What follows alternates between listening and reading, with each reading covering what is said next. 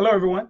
My name is JD Calderon, and this is Indy Comics Explained. Yet again, I brought on another fantastic group of guests. But please, first, hit like, hit subscribe, share out the video, let everybody know we're here. And once again, please go on Kickstarter, go check out the Oswald Chronicles. These are the two books I'm currently offering. Also, check out the Fellowship of the Indies. And without further ado, let's bring on our co-host, Mr. Mark Torres. How are you, sir? Please introduce yourself. Hello, everyone. Happy Easter. Happy Passover. This is Mark Torres that came from the radio, the official of the Big Apple Con. I am your co-host on Indy Comics Explained with Mr. JD Calderon. I do want to mention that you only bring me on holidays because I was here on Oscar Day and missed the slap. I was here on the Super Bowl day, and now I'm here on Easter. I didn't know Super Bowl day was a holiday. Depends who you are. Exactly. So who else do we have on this wonderful panel? We have our co-host, Mr. C. Michael Lanning. How are you, sir? I'm doing good. And Super Bowl day is a holiday, especially if you're waiting to get your mail in. So, okay. Straight up tell you, they'll put your package on a back porch you don't even have. Hey, everybody. I'm C. Michael Lanning, independent artist. Done work for Arrow Comics, Ethereal Comics, and others. Some more to come. I'm also a host on Dispatches from Outside the Box, which is on the Raging 2 network on Tuesdays at 9 Eastern. So, I'm ready to put some people in the hot seat. Yes. How you doing, Christie? Hello, how's it going? Please introduce yourself. My name is Christie Shinn. I actually am the creator in Torres Studios, my own company, and I do a comic called Demon Bitch. It's about girls I hate. And it's got a low-level demon from the 13th pit of hell where people throw their dog shit in gum wrappers. And she wants to bring the second coming of Armageddon, but the first one never happened because she's stupid. And I'm running a Kickstarter on the fourth book called Triggered because that was me stuck with her stupid ass for 2 years in COVID. It's therapy. So it's a really funny Kickstarter. You should back it because I'm about $2,000 away. Nice. And the link is in the show notes. And we have Mr. Carlos Raphael. Please introduce yourself, sir.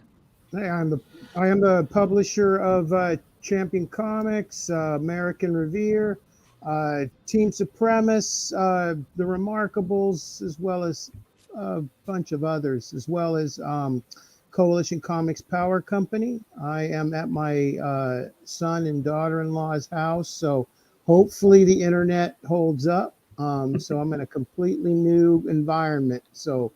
But looking forward to a good show. Nice. Okay. Hey. We have Mr. Randy Zimmerman. How are you, sir? I am fine. I am Randy Zimmerman. I'm a longtime alternative and independent comics creator, Arrow Comics, little Caliber, little Antarctic, little everybody working there last, 3-4 decades. So right now I do the Zimcast over on Raging 2 Network on Wednesday nights, and I co-host with C. Michael on Dispatches from Outside the Box, and I do a show also on Sunday morning. If you're ever around, you want to talk about or listen about comics that we love, I have the Sunday Funnies program at 9 a.m. on Sundays. So, all times are Eastern Standard. All times are Eastern Standard. Yes. All right. And here, I was wondering what happened. The richness. I just saw a blank box, and I was just like, because I couldn't see in the little thumbnail. I think he was drawing. All right, that was perfectly fine to me. That's a good look, right? Wait! Who said that? Who said that's perfectly fine with me? What is that supposed to imply? That I'm ugly? I am. I don't think he's implying it. Go ahead. Well, who said it? I want to know who said it. I'm gonna get all gangsta up in this. That guy in that corner over there. Don't make him climb out of the box and get over there. JD panel chat, Perotta. Hi. JD, thank you for having me on your show, man. My name is Rich Perotta. I am a former Marvel and DC inker for a little bit over a decade. For the last 7 years, I've been roaming around in the independent circuit, working on numerous titles for numerous studios. And in March 2021, I self-published my first title, my graphic novel series called The Incantessi. And issue 3, I already have issue 1 and 2 out already. Issue 3 hopefully should be done by August, with the conclusion of the 4th chapter most likely in February 2023. Nice. Nice. Yeah, I'm trying. It's a pain in the ass. Hello, future listeners. That's from that guy. Why are you commenting and you're here? Hey. Hey, Wilson. What's up, Wilson? That was I've me known from Wilson the past. for 1,000 years. JD panel chat. Oh, someone got a sad face with my name on it. Oh, I'm I sorry. don't know what that's all about. Cameron Christopher. Hello. Damn. Damn. All right. So let's get this show on the road. All right. Sure you want to? Say that again. I said you sure you want to with the rich. Yes. Listen, I mean. Well, look, because I'm here. The show must go on. The show must go on regardless. Y'all happy Easter. What's up, Karen? Happy Easter. All right. So my question is this. It's very simple. Who's running a campaign? And if you're running a campaign, what are your all right, we all have our set goals. Like I'm running a campaign, I have my set goal. I've already achieved that goal. I'm past that goal, but whenever you set a goal, you always have another goal right behind it. So my question to you is, what is that next goal? And for those of you who are not running a campaign, when are you going to run a campaign, and what are your goals for that campaign? Well, currently, go ahead, Christy. We'll start with you. Go ahead. Okay, sorry about that. I'm running a campaign currently right now for Triggered. The campaign is called "You All Suck," and Alexa, it's Mary Zorlita Bellamy 25%. with the 3 prints that she's going to be signing and a charm. It's like the Animu Demon, which is like a Sailor Moon but demon bitch version, which is pretty ugly. So I don't know why anybody would want it. And then you've got the basically the Tamabichi pins with the 2 glow in the dark expressions on it. They're enamel size pins. And we actually did have some original artwork, but that sold real quick. So we've got a few more pieces of original art. And then we've got a tiki patch and a tiki sticker with that. And the goal is at 7K. We're at 49.22 at this moment. So we'd like to hit 7K very, very, very soon, because here's another goal too. Rich will go and let me see if I can point downward. He's going to go and put on the pasties and dance when we hit 7K. And then at 7,500, we're going to go and have the book be hardcover, or we're going to print some hardcover versions of the book. And then after that, what we're going to do is that we're going to go and I think at 8,000, I put in a pair of free pasties or a fucking dollar store, electrical tape. So you can pretend to be Demon Bitch. Just don't do it in front of your parents. Okay. Or your kids. And then the last one, maybe I'll make a magnet or something after 8,500. All right. Nice. Hold on. Wilson says, I've known JD longer, Rich. Well, I don't care, Wilson. Fuck you then. Wilson's a good guy. He went to school with Daphne. That's why I know him. Well, I know. But I worked with Wilson and he also was my assistant at inker, background inker guy. So yeah, Wilson, maybe that, but I employed you. So, Oh. Wow. Oh, who's the bigger dick here? I might send Wilson a link. All right, Mr. Raphael, what do you got? I've got no campaign, but I will be running one in June. So that will be for the New Remarkables #2. There's #1. That campaign ended a long time ago. Yeah, I ran the 2 campaigns that were both successful a few months ago, and now I've got the one coming up in June for issue #2. Pages are done. I'm just waiting for it to get colored so we can use some of that promo material on the campaign. Hopefully this time we'll hit 7,000, 7K. Christy, is that your first one? My Kickstarter? It's my 4th Third? one. 4th or 3rd? Let me look here. Let me look. She lost count. Oh, it's my 4th one. There we go. Okay. This It will is be your 4th one, okay. Because I was like, if it was your first one, 7K, that's rather ambitious. But yeah, if it's already your 4th. So that's what I'm looking at. I'm looking for, my goal is going to be 7K. We hit the 6K mark with this last one. It was funded in the first 24 hours, so hopefully we can kind of keep that momentum going and hit the 7K mark this time. So that's what I'm hoping to do.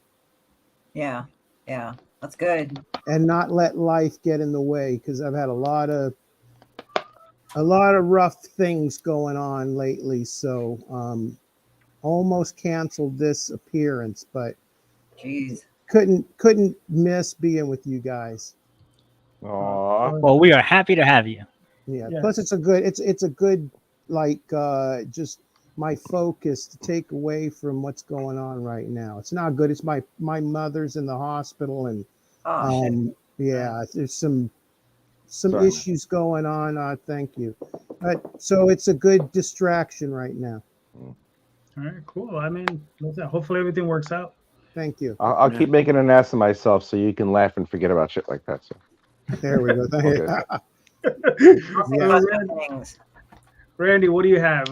You have anything coming up? What's going on? I am part of that Fellowship of the Indies and that Long Shots campaign. Long Shots over on Indiegogo, Fellowship of the Indies. I have a book, a couple of books there, plus a couple other books that I helped get into print as part of that wonderful deal. And go over there and check out those campaigns if you can.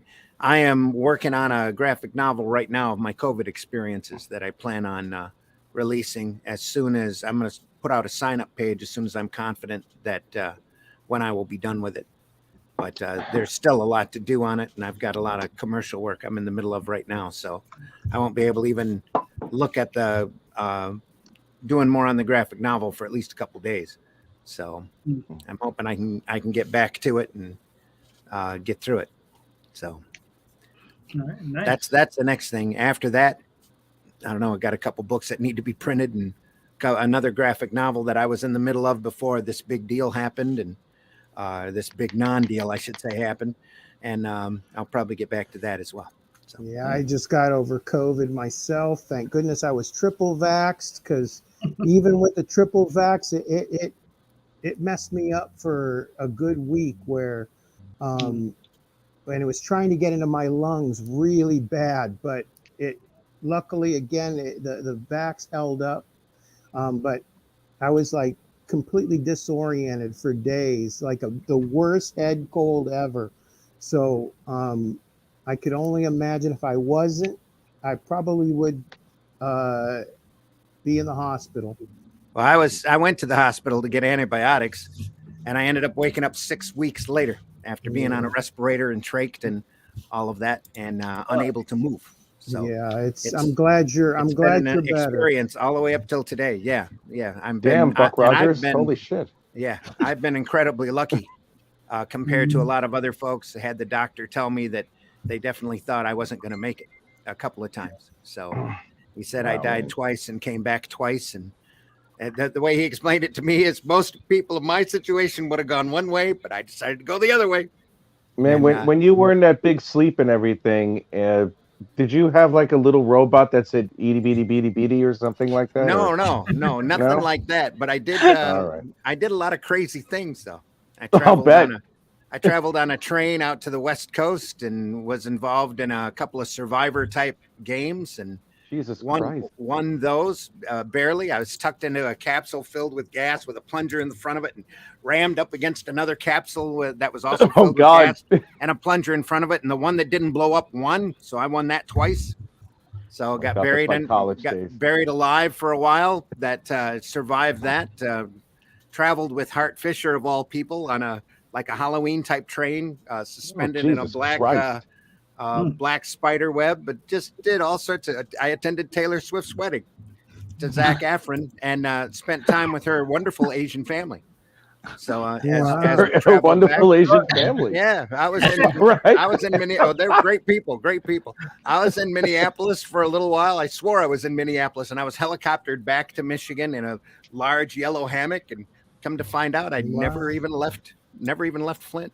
So wow, that's a good shit, man. I got. It's going to make a great book, is what it is, because all of those dreams are still real to me, which is crazy. And it took me about 2 weeks after I woke up to really wake up and come back to reality.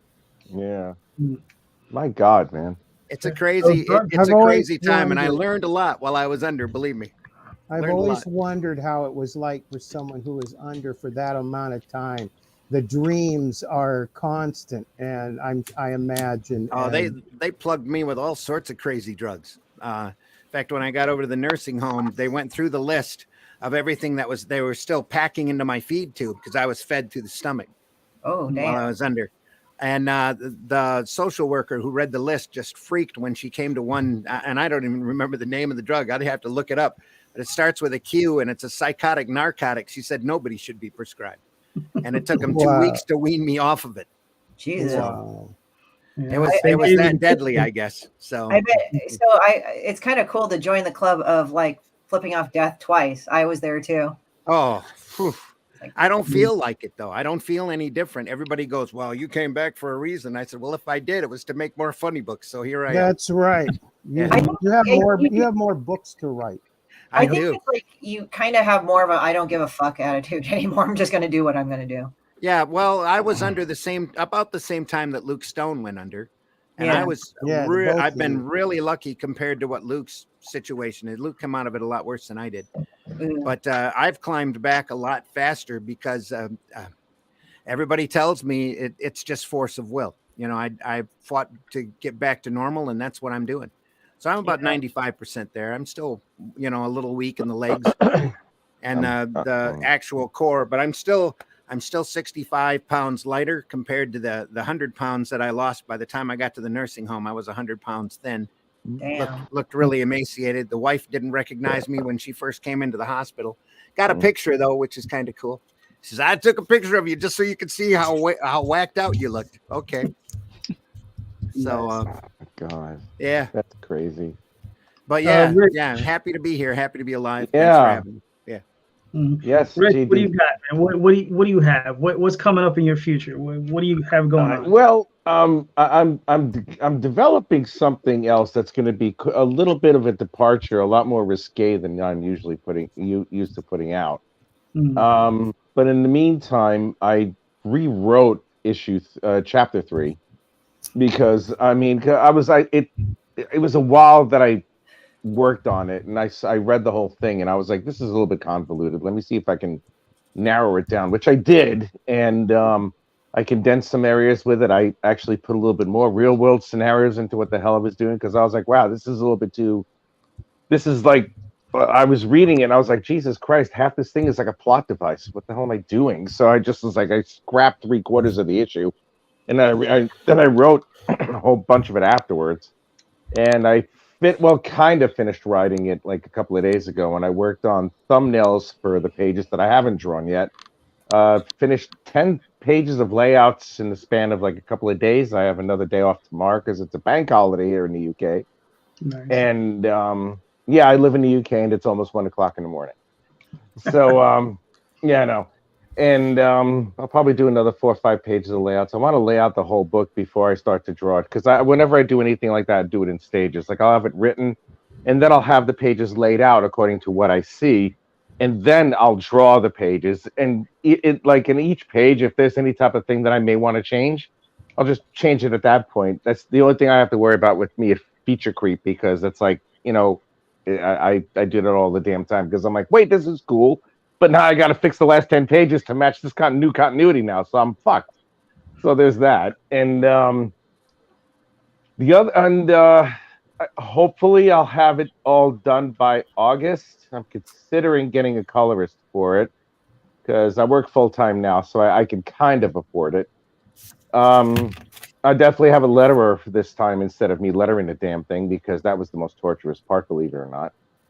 And the other one that I'm working on, I've posted a couple of pieces of art, and I'm not too sure when I'm going to make an announcement. I spoke to the person who I was supposed to work with it on today, and he's nowhere near even started on the story, even though I approached him about 10 times, and he's like, yeah, I'm going to write it.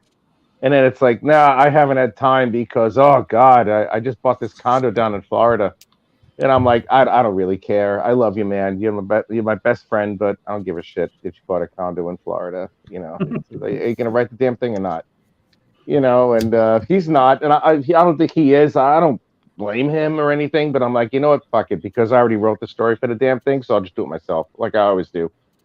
You know, so and yeah, I admire everybody here who got sick and was doing it, because when I wrote, colored, and lettered the first chapter of my graphic novel, I was going through cancer treatment, which I thought was great.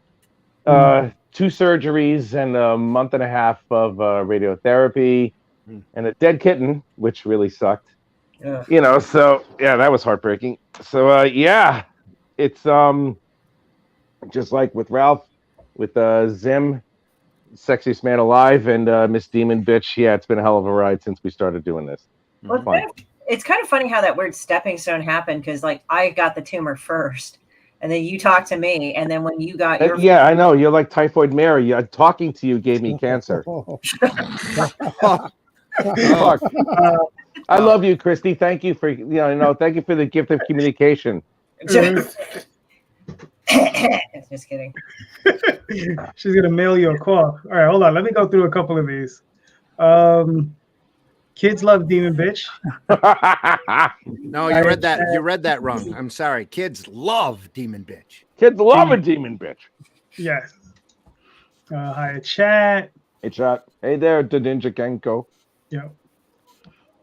Broadcast. Happy Easter. That nice hat. Great show setup. I think the nice hat is for Mr. Carlos. Mr. Michael, what have you got, sir? I have nothing. In fact, I hope as far as having a Kickstarter is concerned, I'm waiting for a guy to finish a script so that we can do that book and hopefully have a Kickstarter that I might actually get paid for this time. So that would be really you deserve it. No, Yeah. I'm not. I have See, Michael, you're a very good cartoonist, by the way. Oh, thank you. Yeah. You're welcome. I have it on good authority that person actually finished the story. No, I don't believe it. What? Yeah. Holy fuck, that's amazing. You haven't seen his best stuff, Rich. He's gotten a lot better since the last time you saw him. I saw it a month ago. What, he improved that quickly? Oh yeah, yeah. You should see the stuff I've got, and the stuff If Vic you will get will probably be seen the good too. Facebook stuff. I hope you haven't seen the reject stuff. I don't even want to get into that. My stuff's in the reject pile. It's like, what the fuck is this? Demon Bitch is always in the reject pile. I don't know how she gets published. Yeah, but my stuff's not worth putting on the bottom of a bird cage at this point right now, so. Let's go all like nag each other's artwork down, our own artwork down, to see who could be a little more. Oh yeah, mine's in the toilet. Mine's at the bottom of a fucking ghetto bathroom. Well, I'm the complete opposite. I mean, I'm only doing this because I'm having fun with it. I'm a complete narcissist. I think my work is the greatest that it ever fucking existed. So, all of you eat shit. Yeah. There we go. Yeah. There you go. Exactly. I almost spit on my face. Oh my god. I'm kind of We'll feel the same way. I'm kind of one of those people that I can take Demon Bitch, and if there's a shitty review on, I can say, yeah, even people don't like her. I don't know why the fuck I do this shit. Nice, Mr. Torres. I had one. I'm sorry. Go ahead. I'm sorry, JD. Wait, I want to hear this, Rich. Go with the story. This is gonna be awesome. Well, I had this one guy. Holy shit. He owns this indie comic book shop in Nottingham. And boy, does he hate Americans. And does he hate Marvel Comics? And I work for Marvel and I'm American. So this prick, I brought over my book to see if he would want to try and see if maybe he can display it in his store. Forbidden Planet here did, and another store did, but he was like, he has his handler email me and say, he really liked what you wrote. He would love to talk to you about it. I'm like, okay, great. So I go there, and the first thing he says to me is like, I go, yeah, hi, I'm Rich. I'm the guy who drew this. And he's like, oh, I had fun reading it. It was amazing that it was an American comic that didn't have things blowing up all over the place. And I'm just like, I see where the fuck this is going to go. So, and it's just like, he takes it, and this dismissive little bitch, he takes it and he drops the book in front of me and he goes, I'm afraid I can't have it here in the store. And I'm like, well, why is that? I'm like, I thought you liked it. He's like, I did, but it would take me an hour to tell you how this book will fail miserably. And I'm just like, Wow. I'm like, wow. Do I remind you of someone that dumped you? I'm just like looking at him. I'm just like, he really thought I was this savage piece of shit. I was just like, man, that hasn't happened to me since, I was in special ed. I'm just like, son of a bitch, dude. I left the store. I didn't say anything because it turns out this asshat is friends with a whole bunch of like some of the British pencilers here, like Steve Dillon and fucking Frank Whiteley or something. And I'm told that it's like, oh no, don't get him upset because if you do, he'll talk to the other pencilers. And I'm like, I don't give a fuck. I'll smack your ass, you limey piece of shit. But I realized that he's like this short, fat, bald dude. And I'm just like, all right, you already have a miserable existence and no one loves you. So I don't really give a shit. And you're ugly too. It's like. So when he went on the short bus, he really was on the short bus. Huh? Oh, no, he wasn't. He was the schmegma coming out of the tailpipe of this short bus. That's what he is. Nice. That's all he is, man. Rich. I like it. See, I knew the story was going to be worth it. Well, he's not. So was it like you could have envisioned him like seeing he was one of the lollipop kids, the ones that didn't pretty? No, he's one of the lollipop. He looks like a lollipop kid if he suffered from gigantism. It's like a stretched out little person. The views of the show's hosts and guests do not necessarily reflect.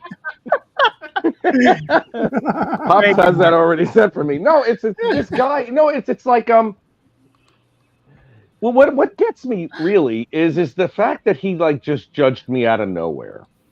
Yeah. And I think I'm like a lot. I would hope to think that none of us really had that all the damn time growing up or doing what we do and all that stuff, because being artists and everything like that, we're kind of branded a little bit, especially in our youth, a little bit outcasting or whatever it's supposed to be. And I think it's a really shitty thing when it's someone who is within your field to treat you that way. And the one thing that I remember, I'm looking at it and I'm like, if I was like maybe 15 years younger, I would have reacted a little bit more. But I look at a person like that and I'm like, how sad must you be to say that to a human being who is new to your country, in the middle of COVID, by the way, and just wants to reach out. I mean, if you don't like me, you don't like me. That's one thing. You don't have to embarrass me in front of the customers that you had there to make me feel like a piece of crap, which he did not. But just remember, Rich, it would have taken him an hour to tell you what was wrong with your book. So it must be pretty damn good if it's going to take him an hour to figure it out. That's what I was I'm surprised that he was able to figure anything out. He doesn't look like the sharpest tool in the shed, and I think he's more, not so much the friend of everybody. I think he's the hanger-on, like the gopher, because he takes pictures of like some of the exhibits that they're at and everything, and he follows them around. It's like, here, I have the piss bucket. You may piss in it, and I'll just carry your pee for you. Just like, I'm sorry? While you're drinking a beer, it looks like pee. While I'm drinking a beer, well, it's not a beer, actually. It's a cherry blossom. It's cherry blossom tea. It still looks like piss. I mean, that's all we're saying. It is piss. It's teabag piss. Oh. It's been sitting around for a while. The winos drink it. Right. Yeah, I know. We let it ferment for a little while. We put a little peach in there and let it sit out in the sun for a week. Yeah. All right. But, so Daphne, hold on, let me interject. Daphne says, how is it that collectively we have the worst self-esteem with our work, but insult our work to our face and I'll fuck you up? Well, it's because that we can say whatever the fuck we want about our work. That's it. I'll be as demeaning to my shit as I possibly could. Say one thing about my work to my face, I'm like, oh, you're gonna get smacked, bitch. I just gotta laugh at them. It's like usually the people that shit on my work. It's like you didn't win any fucking awards for that. I fucking did. Fuck you. Yeah, It's kinda exactly. like- Thank you. My first campaign was 3,500. The next one was 5,000, and I did it all myself with cancer treatment. So eat a dick. You know, I really don't care. Yeah. Well, it's kind of like the sibling thing where, oh, I could say whatever the heck I want to about my brother or sister, but you say something, then we're gonna fight. Yep. So, Oh, I don't care if anybody says anything about my siblings. They can all eat a dick too. I hate them as much. okay, normal people, I guess. I'm not normal, so you know. It's funny 'cause when We're all in comics, Rich. None of us are normal. That is true. No, but you see, Randy here is the sexiest guy in comics. Period, man. It's just like, you know, a couple of weeks ago. I'm gonna out you right now, there, Randy. I gotta tell you. I had one of those flyers and everything shown to me by a friend of mine who was spying on you, Randy. And it's like, I had no idea that you were headlining at Magic Mike's as like the featured act for all the women's and shit. That's because you only see me from the chest up. No, if I saw you from the chest down, I may, switch teams and everything like that. Could be. I'd probably be probably like, whoa, what the hell is that, ball stag? Understand? Oh God. I got collectively hit on at WonderCon, and this is hilarious. Like, you're like, oh, well, you're a woman, you get hit on. Yeah, okay, I get it. But I got hit on all the four corners of the sexual spectrum. It was really fucking weird. Like, straight guys hit on me. Then really, like, you guys would have found these chicks gorgeous. Like, lesbians, like, fucking hit on me like crazy, right? Mm-hmm. Then I had straight women come up to me and say, I totally turned gay for you. And I had one gay guy said, I would totally turn straight for you. And I'm like, cool. You got the trifecta right there. You got the bingo going on right there. That's exactly what I was going to say. That's like a 4-issue trilogy. Holy shit! That's when you bring that bell and go ding ding. We have a winner. Yeah. So some shithead tries to talk down to me. I'll be like, I got all four corners of the major sexual. Oh my God! It was funny. I was just like, I just went up and was talking because like I got elected president of CAPS, Comic Arts Professionals Society, and I was just saying some of the people that were in the con because I felt like I needed to do presidential duties and all that. Joking, a lot of them are my friends anyway, and I just got hit on while I was walking across the floor. I was like, okay. Nice. Well, Chrissy, at least your options are open. Mark. Yes. What is your answer, sir? What do you got coming up? If not, what do you have going on? Oh, you mean that question that was asked 20 minutes ago? Yes, sir. Well, you passed it on, so you said answer. So yes, I have my first Kickstarter campaign is going to be coming out in the summer, as Wilson Ramos, if he's still around, knows about, for Apex Comics Group. The goal is to make enough money to make the second Kickstarter campaign for the second issue. That is basically the goal, is to pay enough to make sure I make enough money to pay for the next one. All right, cool. And Rich, I was gonna say earlier, if you need a letter, you talk to your boy Wilson. That's what he does. No. Sorry, Wilson. I tried, bro. I tried. I tried. No, I probably will at some point. Now, the letterer that I have is like maybe a mile away from me. Oh, gotcha. And this guy, not only will he letter the pages, but he'll also format them and send them into the printer that I use on a constant basis. So this guy's like two birds, one stone, and he's friends with my lady. Him and his wife are friends with my lady and me. And there are times when we go to his house to have barbecue, and there's times when they come over to my house, where I make pizza. So it's like one of those mutual feeding things, and it's like, okay, it just goes to comics now. It's like, okay, I hired you, and that's it. So gotcha. That's cool. So when Wilson feeds me, then yeah, I'll hire him as a letterer. Gotcha. He can send you some bagels. Yes. Oh my God, I love bagels. Holy shit. They have no bagels here. None. I know. No, what they have? They have like Cadbury bagels. Because Cadbury also does bread here too. So it's just like Cadbury co-op bagels. I'm like, ew. I thought there would be bagels in fucking like Britain of all places. There's no bagels in Britain. No, there's one place that has bagels, but they're imported, so I don't give a fuck what they think. I would think you have to hop some bagels. Roach balls. What's that panel? Rich. Oh, a chat. You're doing well, buddy. What's up? Same thing that I do, but that's fine. It's fine. It's fine. Well, yeah, that's right. Hail chat. Hail chat. panel. Hail panel. Ninja. All right, Mark, you still never got around to it. So, all right. So, I just answered the question. I said the goal is to make enough money pay for the second Kickstarter campaign. All right, gotcha. All right, so ask your question, Mark.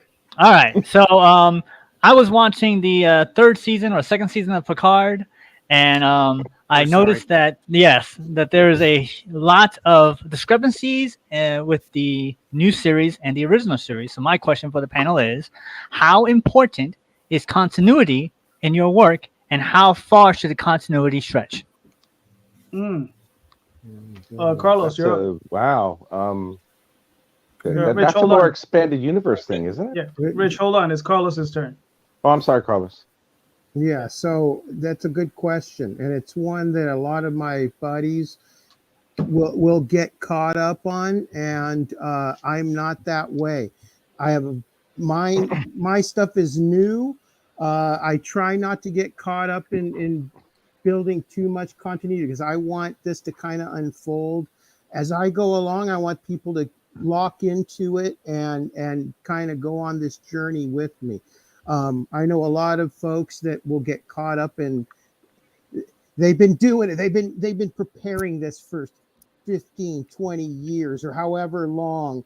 And so they have this map in their head and then it's like, and then they'll post stuff on Facebook. And sometimes I'll tell them, it's like, man, you don't really need to post that stuff. It's like, let there be an air of mystery. Don't post how this character in 2 or 3 years is going to be at this point. It's like, that's what creating comics is about. It's like, you're not Marvel. A lot of these guys get it in their head that somehow, because they grew up on Marvel and DC, that their universes that they're creating have to be like Lord of the Rings kind of thing. It's like, let it evolve naturally. That way you're not stuck in a corner. If you get to a point where it's like, I really don't like the way this is going, it's easier to pivot.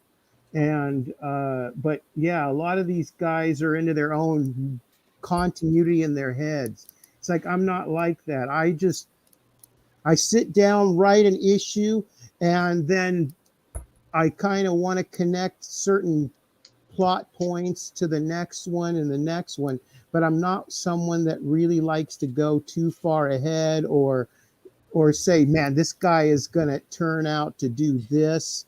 Because what if it gets to the point where, I've changed my mind. I don't want this guy going. I don't want this gal going there. So, yeah, I know a lot of people that get caught up in continuity for their independent creations when just let it breathe. All right, cool. Mr. Randy?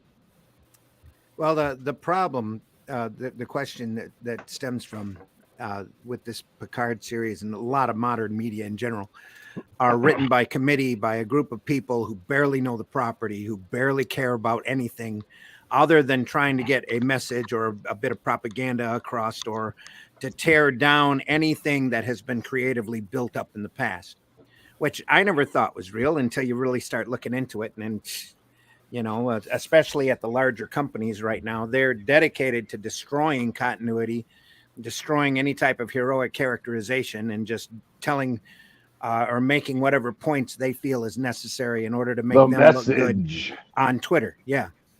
So you really have to be responsible for your own books. And I've got a variety of different properties that I like working on over the years. And it all depends upon the property as to how strict you want to keep to the continuity. The whole idea of doing this is to tell a great, entertaining story. And if you can tell an entertaining story that's interconnecting, that's even better. That's all part of the entertainment. But telling a great story should always come first. That's the important element there, and getting your reader not just to lose themselves, but to lose themselves and love it so that they come back and read your next one. And if that means you pay strict attention to continuity, that's great. I mean, Marvel and DC figured out that if they stuck to a continuity, that they sold more books. That doesn't necessarily hold true anymore with the alternative and independent market, because there's so many properties out there running around, so many people doing their own thing, that it probably doesn't matter much except to you how important that continuity stays or sticks or maintains. You know, that's the way I feel about it. Cool. Mr. Rich.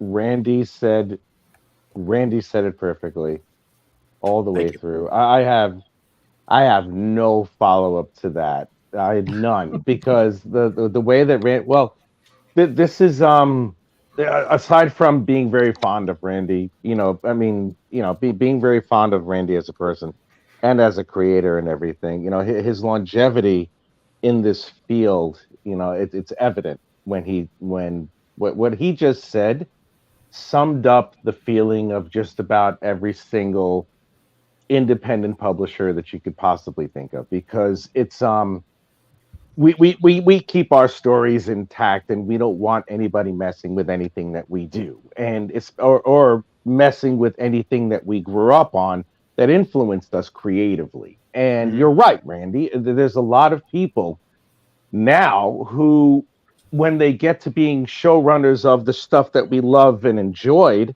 in our youth, it's like they have some sort of agenda. And I don't even think it's a personal, I mean, it may be it's part personal agenda, part catering to a perceived audience that, that's a very vocal minority Twitter fans that wrecks it for the rest of everybody else. It's like, I mean, the latest version of Doctor Who with Jodie Whittaker. I mean, I'm not going to say anything negative about her. She's a fine actress, but Chris Chibnall, the showrunner, who is also the writer, gave us the most cartoonish version of Donald Trump, if that's at all possible.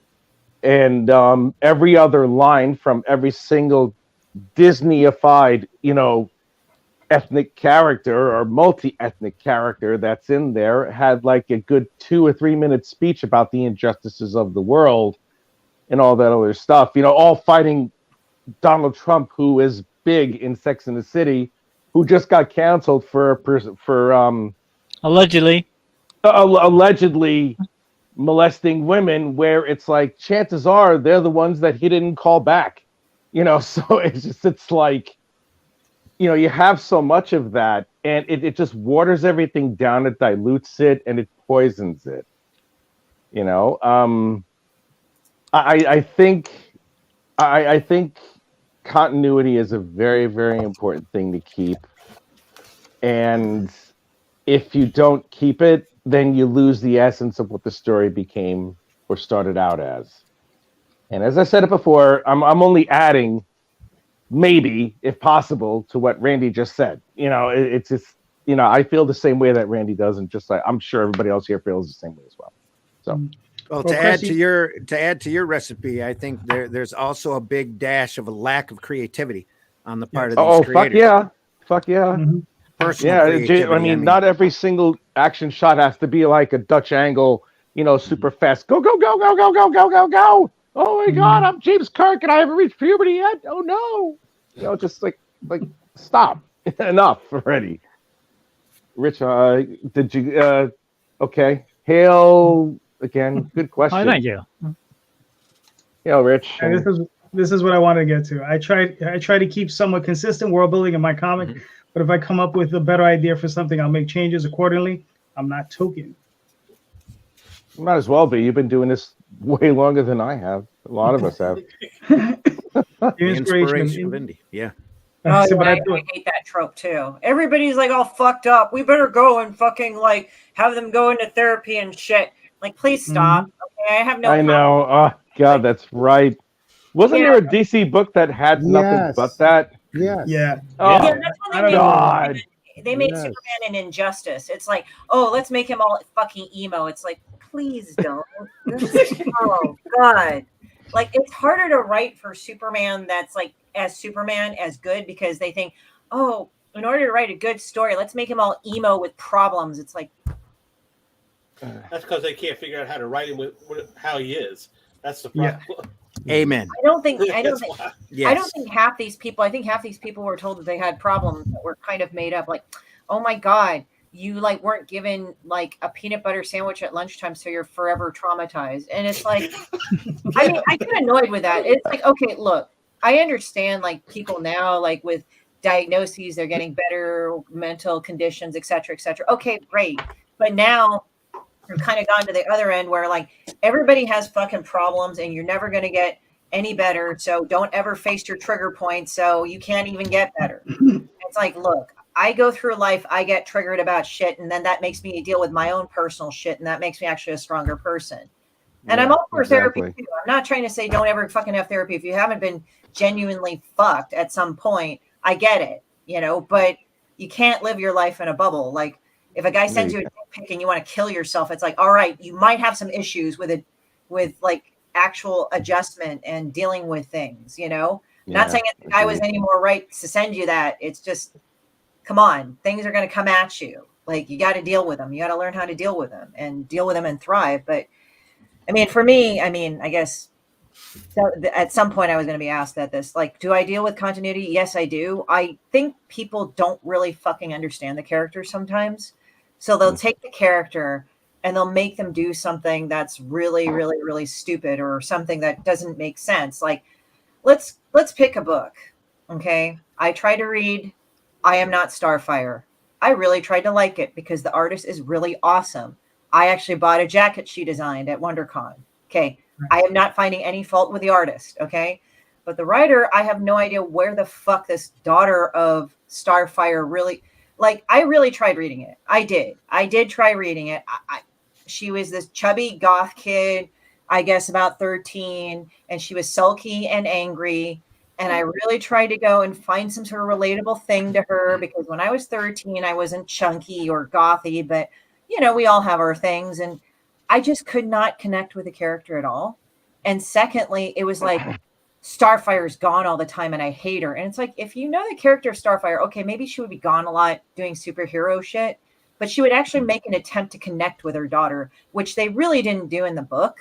Because she's supposed to be like, I'm lovable, I'm peaceful, we have this thing, and blah, blah, blah. And they had her not in the book at all. At least the writer is short and fat and plumpy too, and dumpy just like the character is. So yeah, they were clowning her because of that. I mean, that's the truth. You know, that she put herself in the book. She's like, I have my issues, and I want to rebel against someone who's far prettier than I'll ever be in my life because I suck. Yeah, and it was just like, I mean, look, we all put ourselves in it. Like Demon Bitch, like I put real life into that. Okay, Sepulchre, I put real life into that. But you got to do it in a way that people can relate to it. And if you can't, like, that's all about you pissing in the wind, really, and it hitting your face. Like, the thing is that the writer, I really tried to, I mean, I couldn't even, like, okay, I've read some things and not liked them, but I can understand where the writer was getting at, right? I could understand that. Or I've looked at some artwork, didn't like it, but I could see where the artist was. This one, I just couldn't fucking relate to it at all. And it's like, I am not Starfire. Okay, great. You're not Starfire. You're fucking chunky and you're dark and you're brooding. Great. You're not her, but you're fucking boring. Like, why it's like, I can't even, it's like this. This is why 13-year-olds are not heroines of a lot of books sometimes, because they don't fucking have any life experience. It's them whining about how they have a period and fucking pimples and, oh my God, this guy hit on me and he's like, and I don't know if he likes me or not. It's just, as I said, there's a lot of stories written like that. And I get it to a point because we've all been there on some level, but this was just presented in such a way that I just got turned off after 5 pages. I was like, I feel like I'm wasting brain cells reading this. And it made me sad because the artist fucking was awesome. I love her. Yoshio Shikani, check her work out. It's amazing. But even that couldn't get the book going on. And I felt bad. It was just, it made me sad. Like, seriously. Which shows that art is always more important than writing. Good. Fuck writers. No, not true. Fuck you, buddy. True. Very true. Very true. Where you from? Brooklyn? Yeah, that's right. Yeah.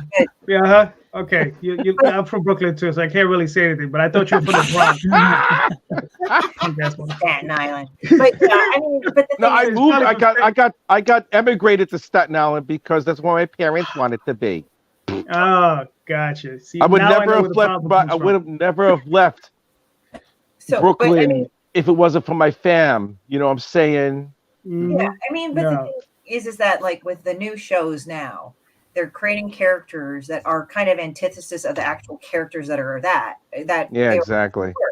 Yeah. Like, okay, we expect Yeah. Picard to kind of get older, kind of get more mellower, maybe a little more fearful of his like his mortality creeping up him because he is older. But at the same time, sometimes when I watched of the show, I'm just like, God, I don't think that's really Picard. Because I used to love Next Gen a lot. I watched Yeah. Next Gen religiously as a kid. And then even though like I'm taking it into it as an adult, when I tried watching, I'm like, okay, all right. You know, like they have to make everything dark and emo, and I'm all about dark and emo, but there's to a point where, like it gets kind of excessive. It's like, all right, that's nice. Yeah, the Federation really got like really dark and moody and depressing in the span of like a blip. Really, I mean, it's like not even 20 years, and then everything is absolute shit in the Federation. I mean, it's like that's pretty quick. I totally blame Chris Pine for that. Actually, I gotta say that when he was in the movies of Star Trek, I gotta say that he did do a little bit of Shatner, but not quite. He kind of made it. So I gave him that. But yeah, I love Star Trek. I like it more than Star Wars. I know some of the nerds might go like, oh my God, what the hell? I'm like, whatever, fuck you. Fuck Star Wars. I think it goes back to that boiling pot that Rich was talking about earlier, that formula that most modern media is contained with just dry, unimaginative people putting themselves into different situations and trying to get political points across or virtue signal to their buddies on Twitter.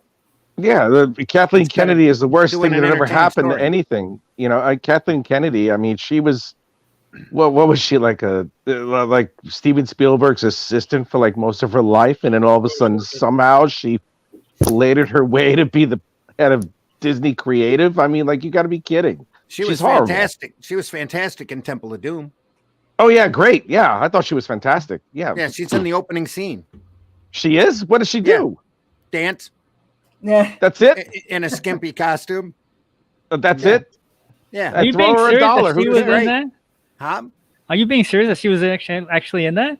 Yeah, the one with Short Round in it. That was Doom, right? Yeah. Yeah, with the opening dances. scene when they're in the nightclub and all everybody knows. Yeah. Was that what she was attractive? Now that she's ugly and old and everything. I didn't say she was attractive. I just said she was good. Wow. So, Wasn't she also a producer?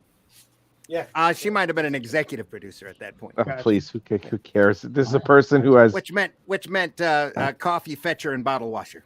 Yeah. Yeah, exactly. And it's like she you with I don't even want to talk because there's like so much of her that I hate. Next time you watch Temple of Doom, watch that opening number. One of the girls. Well, I can't watch it now. There's Kathleen Kennedy. Holy crap! I will never watch it again now that Kathleen Kennedy is there. I saw it once, good enough for me. That's it. It's like watching a Fast and Furious movie. You just can't watch it again after you see it because it's the same shit all over again. It's just it's like. All right, let's go through some of the panels. But I really needed that peanut butter sandwich. I hate Superman and Justice was interesting.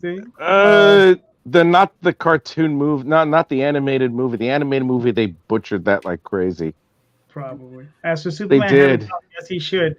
But in the end, he is fucking Superman. God, Superman is boring. Daniel says he was just kidding. Oh, there you go. Okay. Thank you. I concur. Yeah, they butchered it like crazy, man. They really did. And the I don't know why they changed the animation house. The animation house for DC animated movies was fantastic before. It made no sense to me. I'm sorry, go ahead. Daphne's like, it's like instead of looking at heroes as inspirational icons, these people want to drag these characters down to their level so that there's no pleasure to imagine anything better for themselves. Amen. Well, it's because they can't. They can't. You know, that you see, those are the types that wanted to be the super creative part of everything, and they realized that they suck at it. So they decided to weasel their way in a different way to get to that top position. And then when they get there, they throw their little bullshit out, and then they realize that it sucks, but they'll never admit it. You know, Chris Chibnall was the worst thing that ever happened to Doctor Who. I mean, I think they have Russell Davies coming back there. Russell Davies, yeah. Yeah, Russell Davies is going to come back, and he's been given carte blanche because, you know, the BBC realized, wow, Chris Chibnall, you really suck, but you had a 3-year contract. Thank you. You can go. Take your girlie with you. Now we're going to have Doctor Who again, hopefully. I wonder who's going to be the new one. They turned to Davies and said, please stay, buddy.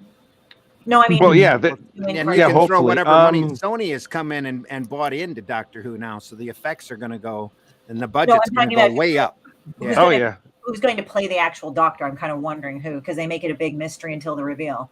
Well, there's a couple of choices. It's one of them that I would always want. talk about over in England about. Oh yeah, they do.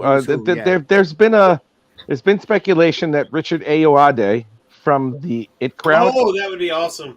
That would be awesome. He'd be great. He'd be awesome at it. One thing that I'm trying to start up in, and I don't know if any of you watch the show What We Do in the Shadows. Oh yes, but I'm hoping that I want to start a petition that Matt Berry becomes Doctor Who. Have you seen that? Have you seen that video clip of him as Doctor Who? Yes. Oh my God, that was so funny. So it's like, oh fuck! Now I have to destroy them too. I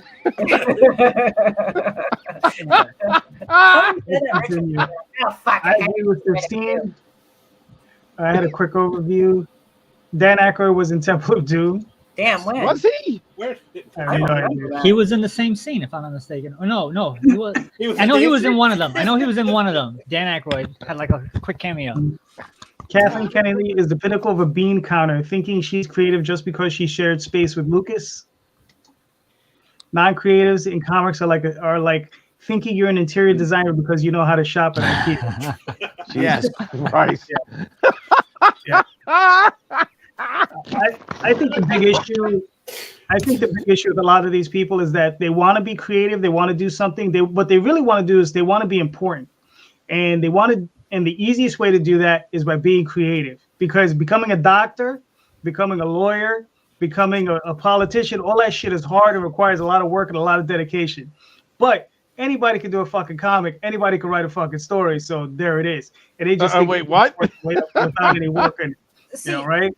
See, the thing is, like, I was talking with a writer, and he was saying to me, some people are so stupid enough to go for fame.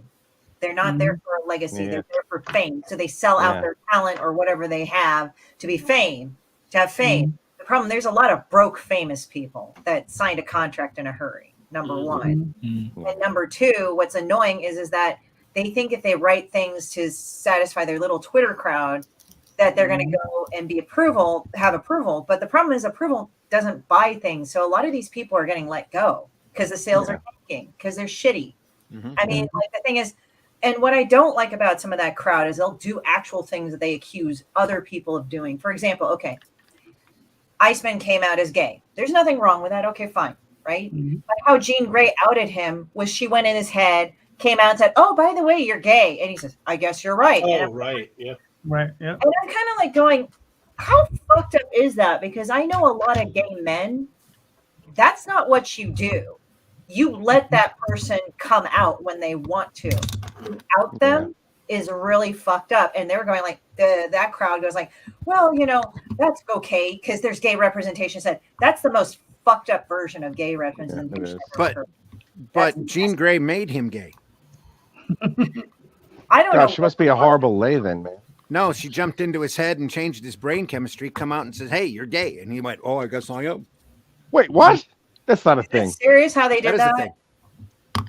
Yeah. That is fucked up. I mean, There's What a lot of homosexual representation that hated that. They really Oh, yeah, absolutely. Because Christie is right. That's not how that works. Yeah. No. Yeah. Well, not only that, just taking a commonly straight character who's been straight for 40-something years and chased after girls. Yeah. Yeah, not made him gay. Yeah, that's so weird. Creating a character who is gay, like Batwoman. She screwed up his life. Straight up. Yeah. There was only one gay character that I know of that was done the right way. That was North Star from Alpha Flight. Yeah. Yeah. Because throughout all of North Star's continuity when John Byrne was writing and drawing. You know, it was a little bit ambivalent or like inconclusive. You know, with Jean Paul Barbier. Yeah, that was his name. Yeah. Jean Paul Barbier was gay or not? Because I mean, he was a professional skier. He had women fawning over him, but you never really saw him going after women. Yeah. But I was working at Marvel when they had that landmark issue when it's like he's fighting some guy, and I forgot what the story was about. But then he's like going after him. He's like, I am gay, and just because I'm gay, it doesn't make me less of a superhero. And there was no huge. What was great about it was that it was like it was treated like it was normal. Not like it's like, look, the first gay issue of Alpha Flight. You know, it wasn't. It wasn't anything like that. It was just like North Star comes out. This is now the gayest issue of Alpha Flight ever. Buy this. Yes. Ooh, it was amazing. You know, and it was just. It's like okay, he's gay, and that's it. You know, and they didn't really mention anything about it until he got married in the pages of X-Men a few years later, and that's what was great about it. And then what insults me on a certain level, I'm not gay, but it insults me on a certain level, is that they said, okay, they got married. Now we're going to shell them. We're not really going to talk about them anymore. I'm like, wow, fuck That's you. That's right. I didn't see anything of them afterwards. Yeah, they lived happily ever after. You know, it's like, I mean, in gay X-Men land. Yeah, I know, right? Let's put them on an island because that's where they should be, apparently, according to. Yeah, shove the gay X-Men on an island, and that's it. You know, there you go. I mean, all of the mutants are exiled now to Krakatoa or whatever. So Karaoke Island. Karaoke Island. Yeah. Croatia, whatever. Croatia. Cracker. All right, Cracker Island. Let's get back to the question. All them crackers all. Well, hey, that's where you're at. Michael, you're right. Michael. Okay. Wait, what was it? I'm sorry, what'd you ask? The question He's not wrong. He's not wrong. Okay. Yes. Okay. Here's the deal. Continuity. How important is continuity?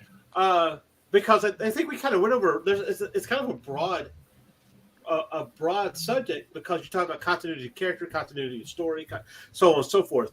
Now, as far as you're concerned, talking about Picard and simply about that, when you're going to have something that spins off of a larger group and has such a huge fan base, there needs to be some continuity there. I'm not talking about, well, Picard used to drink only white wine and now he drinks red wine or whatever the case is. But there needs to be a continuity where those things that happen in the next generation still have their effects on him and this world at this time. But it's two different universes because Spock screwed the timeline. Oh, are we doing that crap? Why not? I don't know. Why not?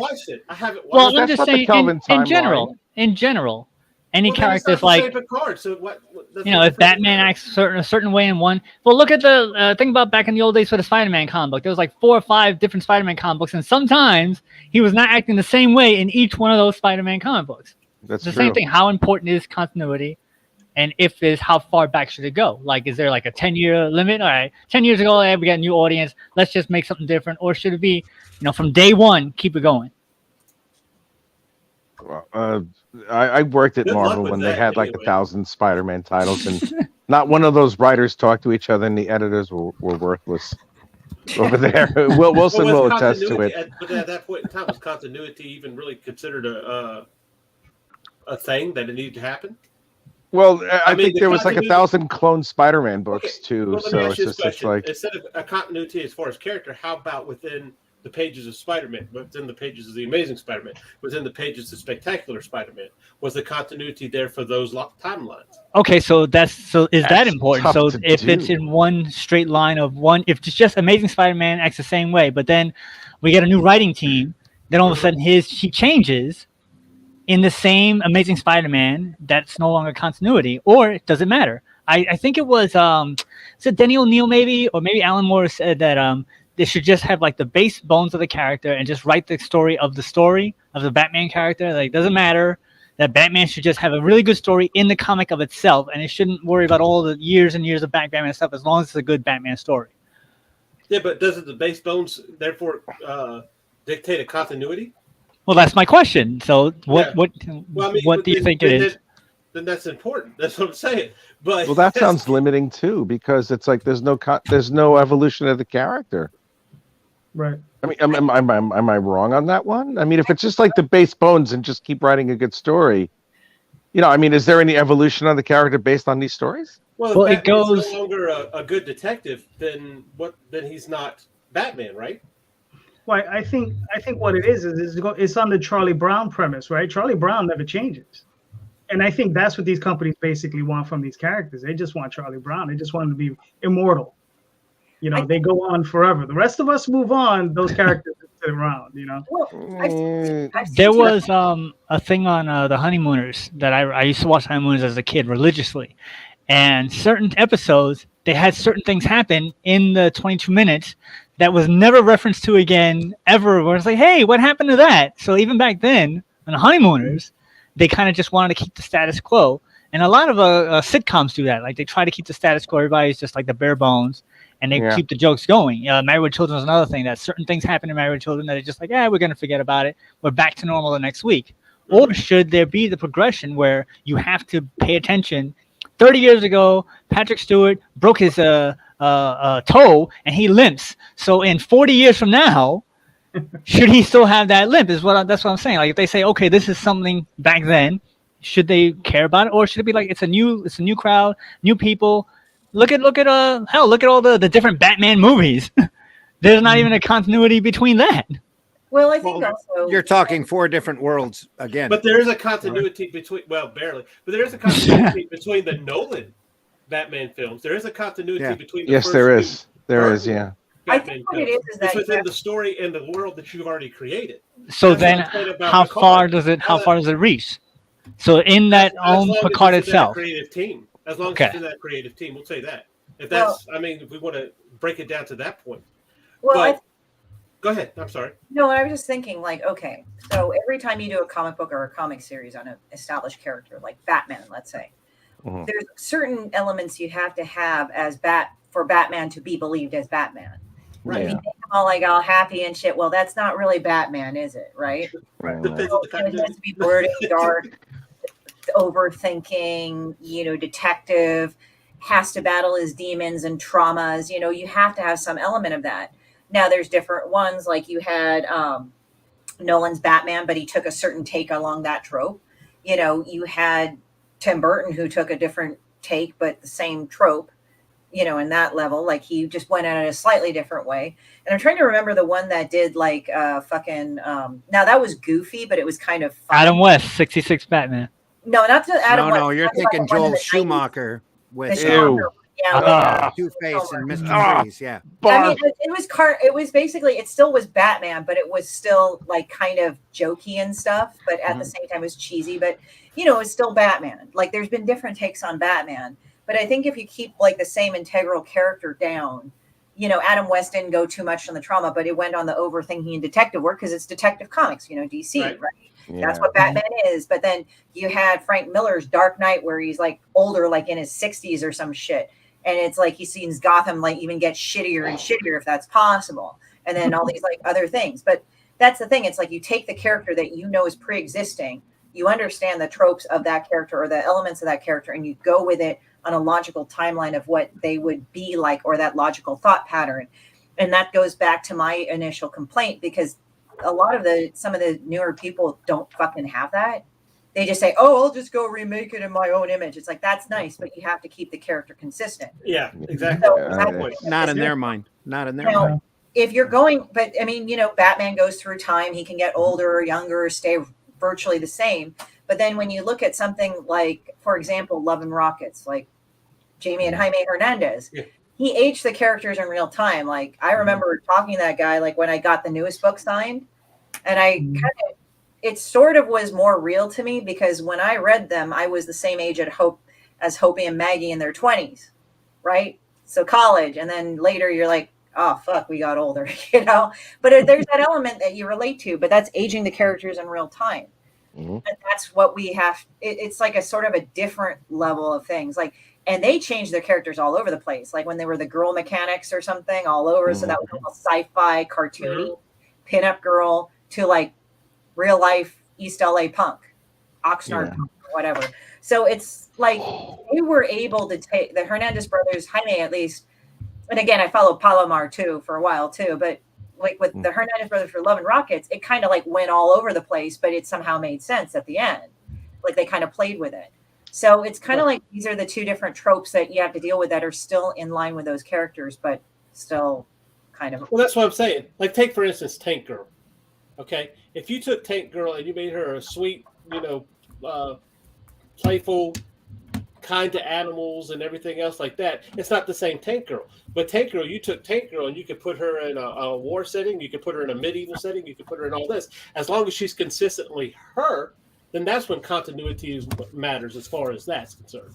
And again, that's continuity of character versus continuity of story versus continuity of universe.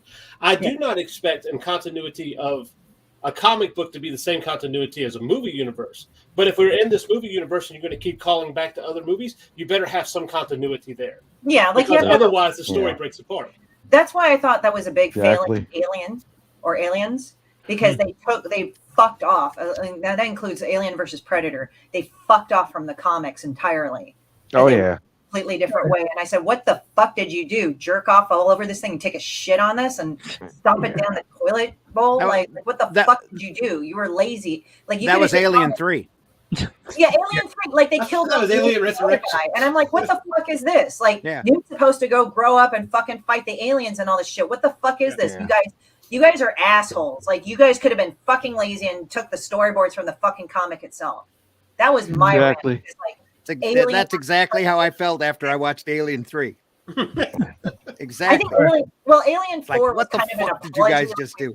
Yeah. Like Alien 4, I think I viewed it as sort of an apology because like they try to make it right, kind of. They tried to make it right. I mean, it was still shit, but at least it was better shit than Alien 3, where they just totally took it and just shoved a broom pole up its ass. I know.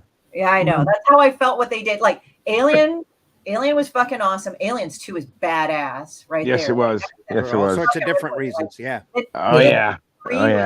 Mishmash of like broom fucking stick fuck up that I didn't understand, and I didn't even watching it. And then the fourth was like, okay, this is a bit better. It's still kind of. It's not the greatest, like, as I would have liked the original story, but hey, at least they kind of had Ripley kind of merge with the Alien Queen. She was still really fucking twice as badass, so I was okay with that. But then they came out with the Covenant and all that. I'm like, oh fuck you, I'm done. Right. I'm tired. Let's not even talk about Prometheus. All right, hold on. Let's go to the chat. Oh, Prometheus, that's a whole that's a whole different story. Yes. He is right before they get on the plane. That was Dan Aykroyd, Can't do either. So you'll have my admiration. Poor writing, Iceman. Iceman. That was a Freudian slip if ever there was one. Sorry about that. I don't remember people bitching about that comic that people don't just scream in the middle of a fight they're gay. It's just that Twitter didn't exist back then. I'm gay. In the gala, they overdid it on Iceman. Not Assman. Sorry. Character called Assman, but he wasn't a Marvel character. No. Here you go, Rich. I disagree. Marvel had a continuity editor during that time. That was Rich, right? That's probably Rich. Yeah, that's why he's fucking it up. That's me. Daphne says that's assuming they're making so many Spider-Man comics because they're that interested in story, not because they're purposefully creating product that takes space on comic store shelves. Bingo. Oh no, that's exactly what they did. They wanted to they capitalized on Spider-Man and X-Men too, also because it's like X-Men, X-Force, Ultimate X-Men, Uncanny X-Men, X-Force, X-Nation, all new X-Men. X marks the spot. I mean, whatever the fuck was there, man. Honestly, X-Factor, Extinct, all sorts. Yes, Extinction Agenda, X-Factor, Extermination, blah blah blah. The X-rated. I don't know what the fuck.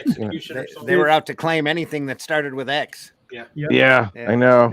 10 Batman comics to push out competition in the stores, not because they have to tell 10 Batman stories. That's true. That's very true. Also, Tim Burton's Hershey nip. That wasn't Tim Burton. That was Joel Schumacher's nips. Yeah, that was Joel Schumacher. Gotta play the endings out. Yeah, good luck on that one. I do agree on that. They wanted to take him as much shelf space as possible. Yeah, of course they did. Yep. Well, you gotta The two things before we get off of continuity, the two things that I want to point out is that if you look at those Batman films in order, you see that every time the director stayed on Batman, the following movie became a caricature of the previous film. Yeah. And if you watch Nolan's 3 Batman movies, it goes from great to okay to parody. Especially with Christian Bale deepening his voice and trying to sound mean and nasty. He had to sound like this others. Exactly. And the second point is the reason there was continuity at Marvel and DC. Thank you. The reason there was continuity at Marvel and DC, especially in the 60s and 70s, is because they found out it sold comics. Yeah. When they made a little editorial note referring back to another issue, suddenly everybody wanted to go back and read that issue. Those were the best. I look forward to that shit. That's why I was like, oh, I got to pick up this issue now. That's they would awesome. get letters from fans. That's why Stan started the no prize. It's like, okay, you caught us in a continuity glitch. So the fuck what? Here's a no prize. You know? But if you go back and look at comics history, especially with the Avengers as a prime example, they bring Captain America in on number 4.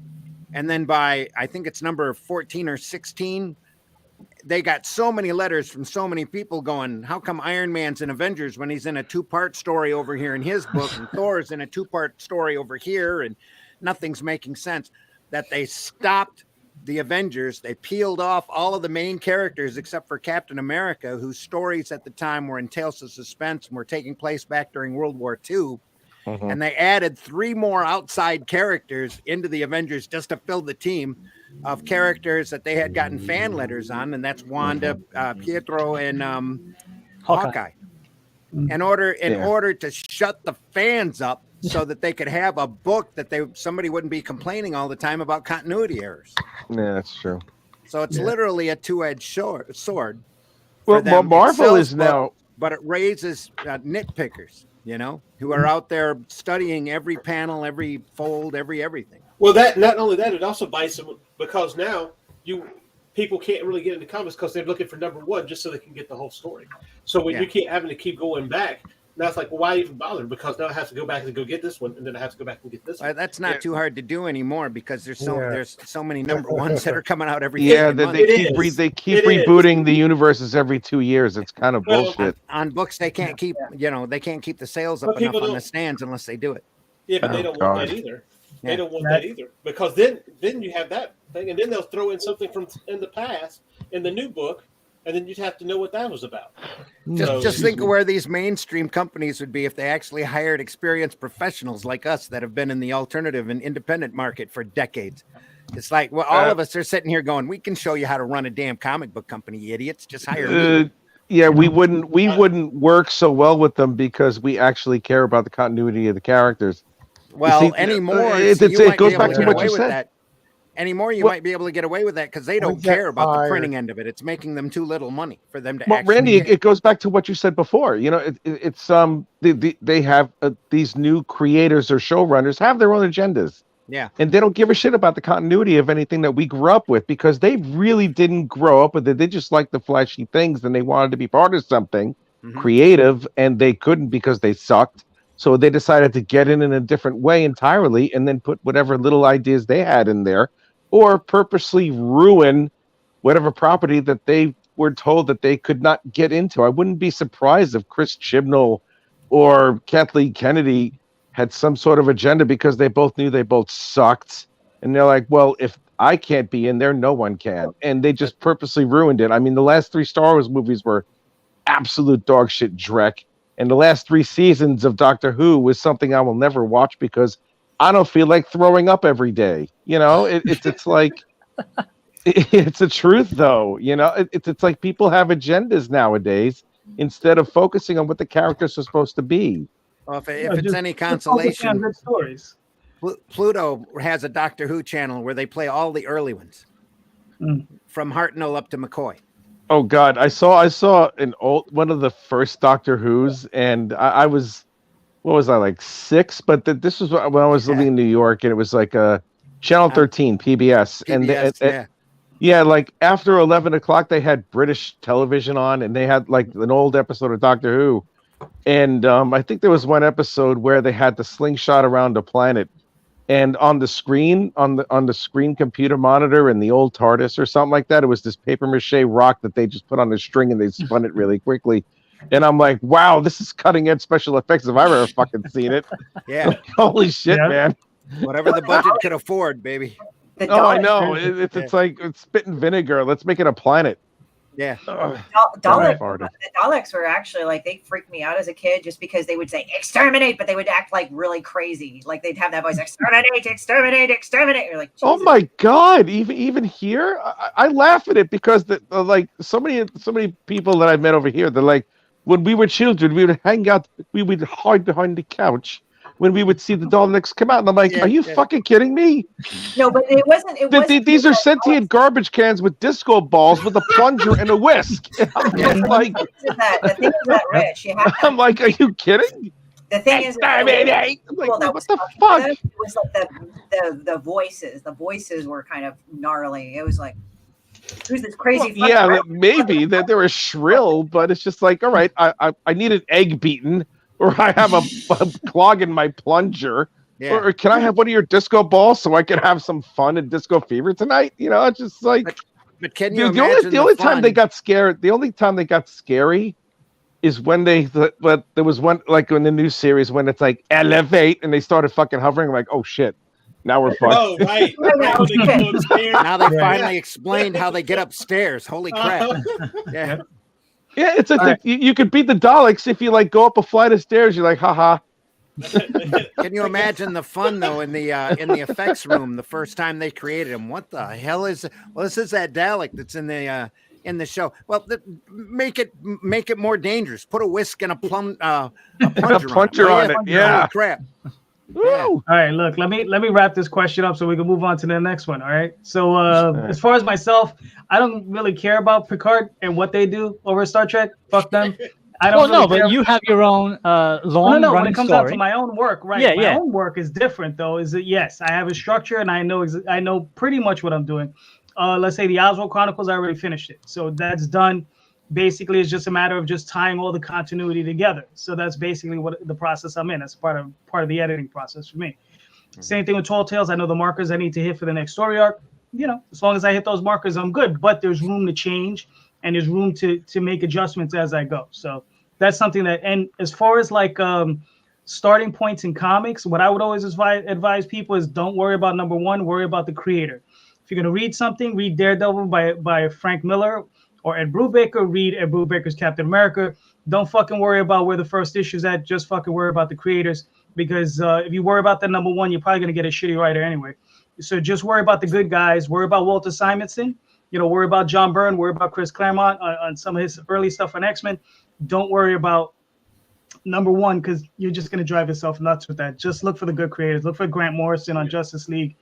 You know, Doom Patrol, that sort of thing, and just move it on. Don't even worry about number one. You just drive yourself nuts. Mr. Lanning, you're up. What's your question? All right. My question is, let me see. I have it written. I don't like the way I have it written, but I'm going to read it this way. Is it feasible to begin allowing ad space in independent comics? As in your independent comic, is it feasible? But no way. Well, you got to wait your turn there. Because I'm not talking about necessarily ads as in for IKEA and all that. I'm talking about for other independent comics, for other people's independent property. I've done that. That's fair. Well, Randy's up. Go ahead, Randy. Go for it. Yeah, absolutely. If you want to trade an ad, trade an ad. You know, all you're doing is helping each other out. That's all. Yeah, that's true. You know, and other than that, if you're gonna get a little, and you're probably talking about swapping ads, just one for one. Mm-hmm. But if you can make a little jing and help subsidize your print costs or your overhead with an ad, with one or two ads, that's great. But don't become Marvel in the 80s, where every other page was a freaking ad. Oh, I remember. You had 17 pages out of a 32-page book that might actually have comic story on it. Don't do that. Hey, guys, it's 2 a.m. here in the UK. Okay, he's falling asleep. We put Rich. You use up all your energy. I Yeah. did. Well, I had no energy to begin with. I was just running on spit and vinegar and that really hatred for bad Doctor Who. tea. Tickles you. Mm. JD, thank you for having me here, man. JD, I hope you invite me over again, despite how I am. Rich, it was good seeing you alive and well. I am. Thank Good you seeing for saying that, JD. Guys, thank you so much. No, Take it was care. awesome. Well, I I'll need set to up get a to one-on-one. so we can see you dancing pasties. Yeah, I can't wait to do the pasties thing. I swear to God, I will. Yeah, we'll do a one-on-one at some point. I'll make sure to schedule it so it's not 2 a.m. for you. All right. Thank you, sir. I will talk to you guys later. All right. Take it easy, man. All right, Peace. Peace. Bye. See ya. He And spent then- all of his energy ranting about Doctor Who. You know that, right? Yeah, that's what I was Exactly, saying. yeah. It's a chick Exactly. Doctor Who guy. Really get excited. Doctor Who took it all out of him. It did. Took it all out of him. So, Christy, how do you feel about the question? Do you think we should be swapping ads or putting ads in Indy Comics?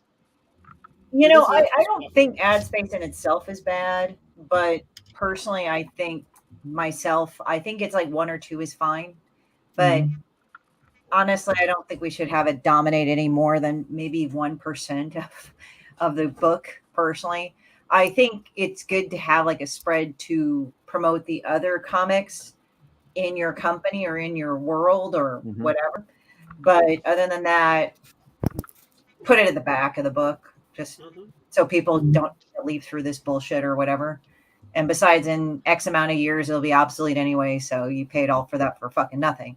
So there's that. So for me, I would say like maybe a couple pages. I don't think it's terrible. But yeah, I remember in the 80s when reading all the old Marvel shit and like, what the fuck is all this bullshit? Yeah. You know? True. Carlos?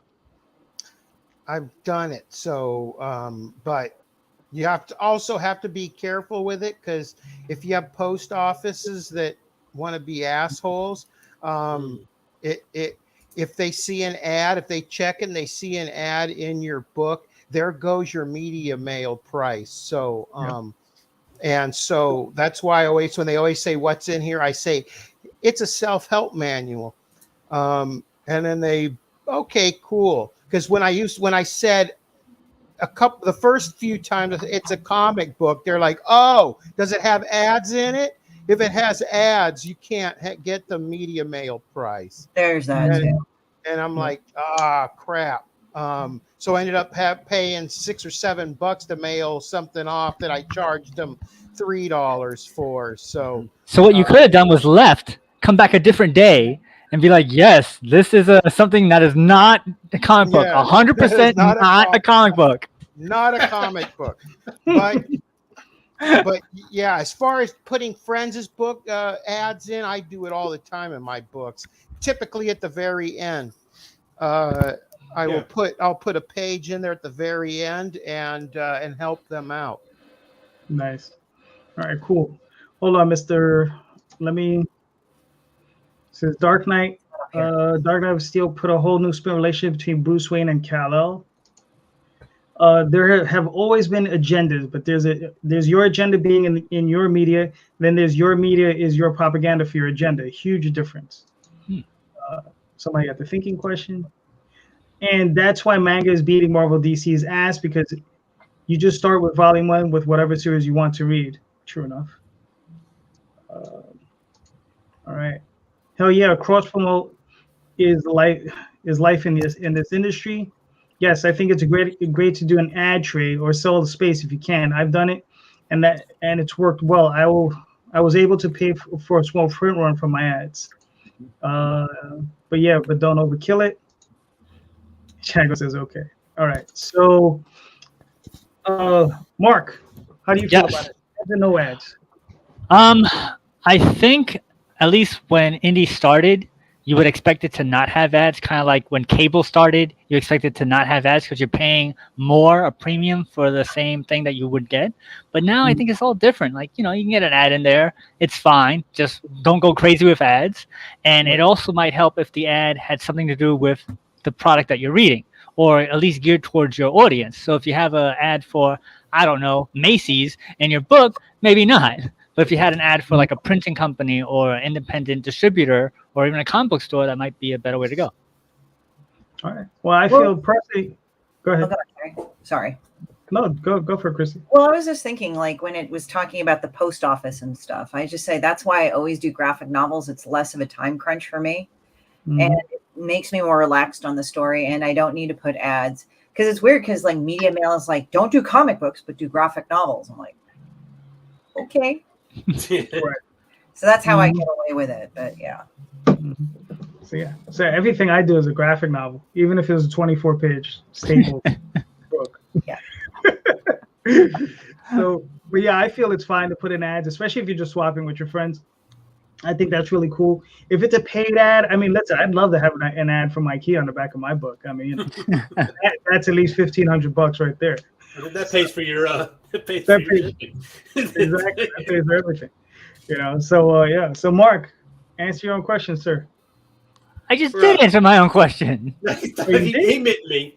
He just did. Michael, sorry about that, Michael. Sorry. As far as independent comics is concerned, I think it's healthy to have that ad space for other independent comics. Yes, of course, I would not put it in the middle of the book, unless you are able to have a point in your book that has a chapter break in it, like a suspense. Yeah, like a suspense, like something happens. Oh, here's an ad, and then you got to cut back on the other side.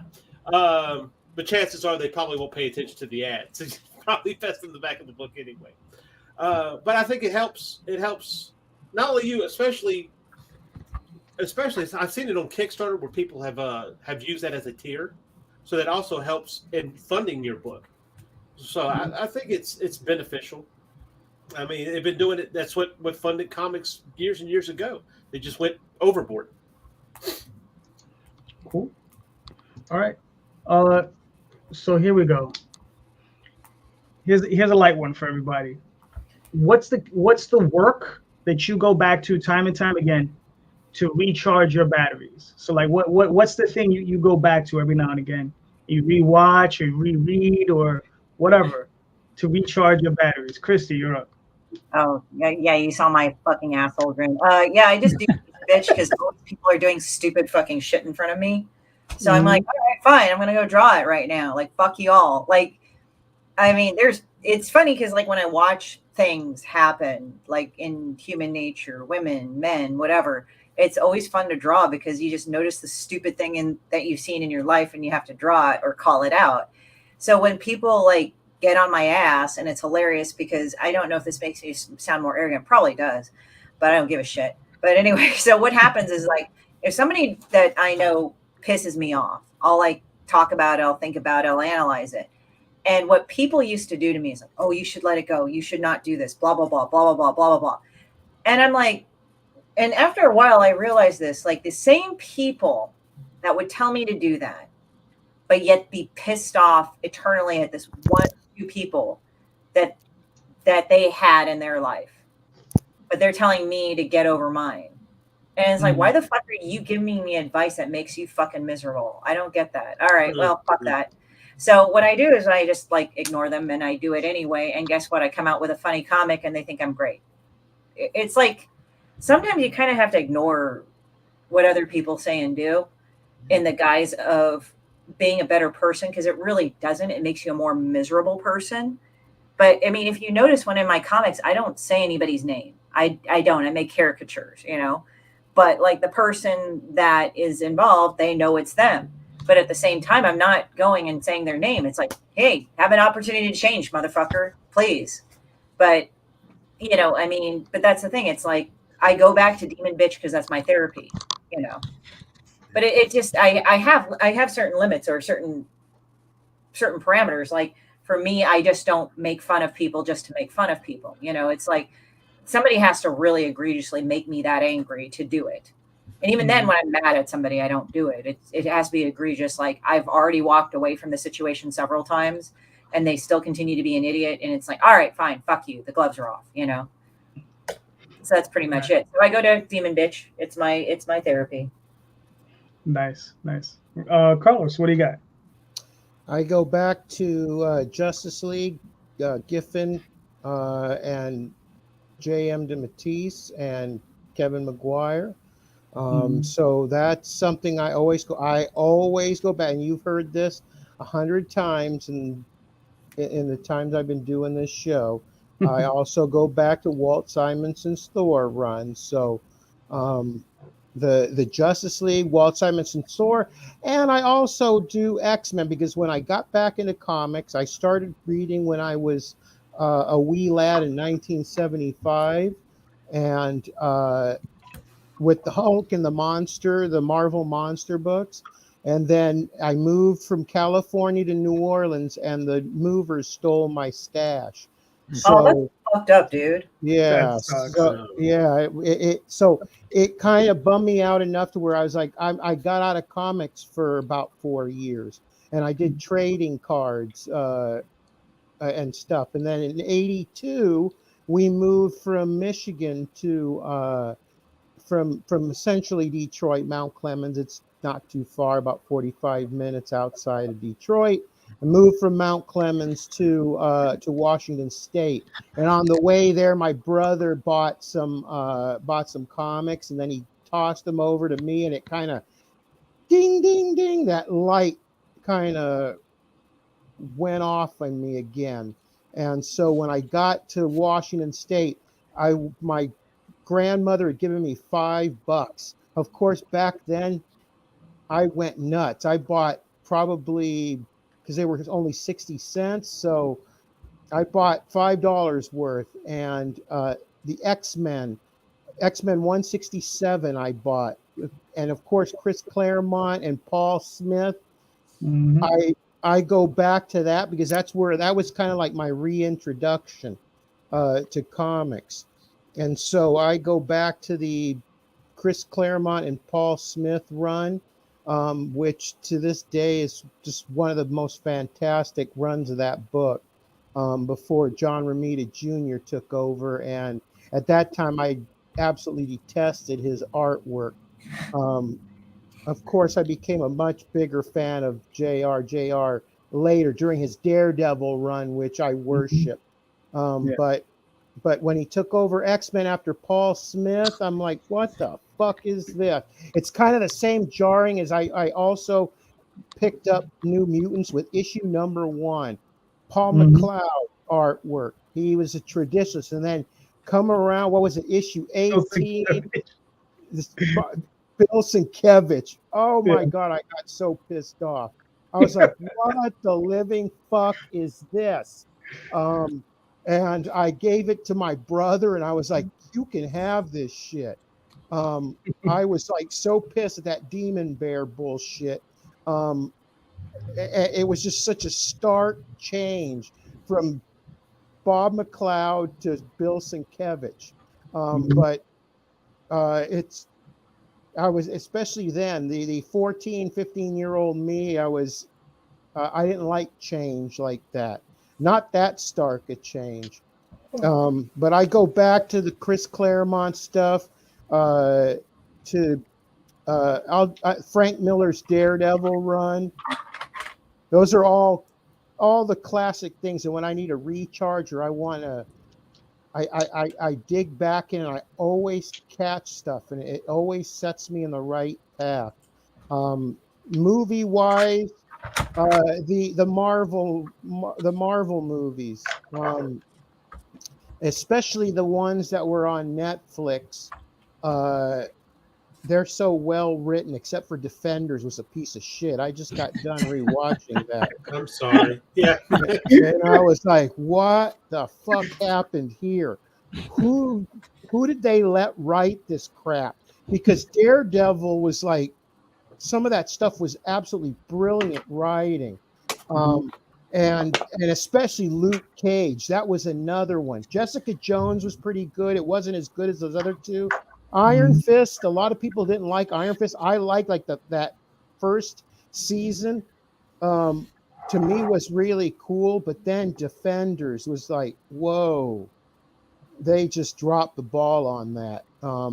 But I do like the Marvel Cinematic Universe, and because again, it's really well written for the most part, and so it really helps me to with laying out the comics and where I want to go and certain scenes set up. So that's where I go back to. All right, cool. Cool. Randy, what do you use, or what is it you go back to? Usually I'm eager to get to comic book work, wading through commercial artwork. But if I ever need my batteries recharged, I've got a wide variety of comics here and Showcase Presents and Essentials that I just, all you need to do is pick one up just blindly and sit there and start looking through it. As far as books that I always go back to, Watchmen every couple of years, Archie Goodwin's and Simonson's Manhunter probably every year. I end up really going through and breaking that down and looking at it. And every time you go through that, you pick up more stuff. You pick up a subtle, another bit of subtlety here or there, because it's such both of them are such genius works. But other than that, we've all got our favorites, and I love, collecting the large volumes of, like I said, the Essentials and Showcase Presents. The 2000 AD properties are all collected in large phone books like that as well, and they're always worth reading. I think Judge Dredd's up to volume 25 as far as just huge 500-page collections.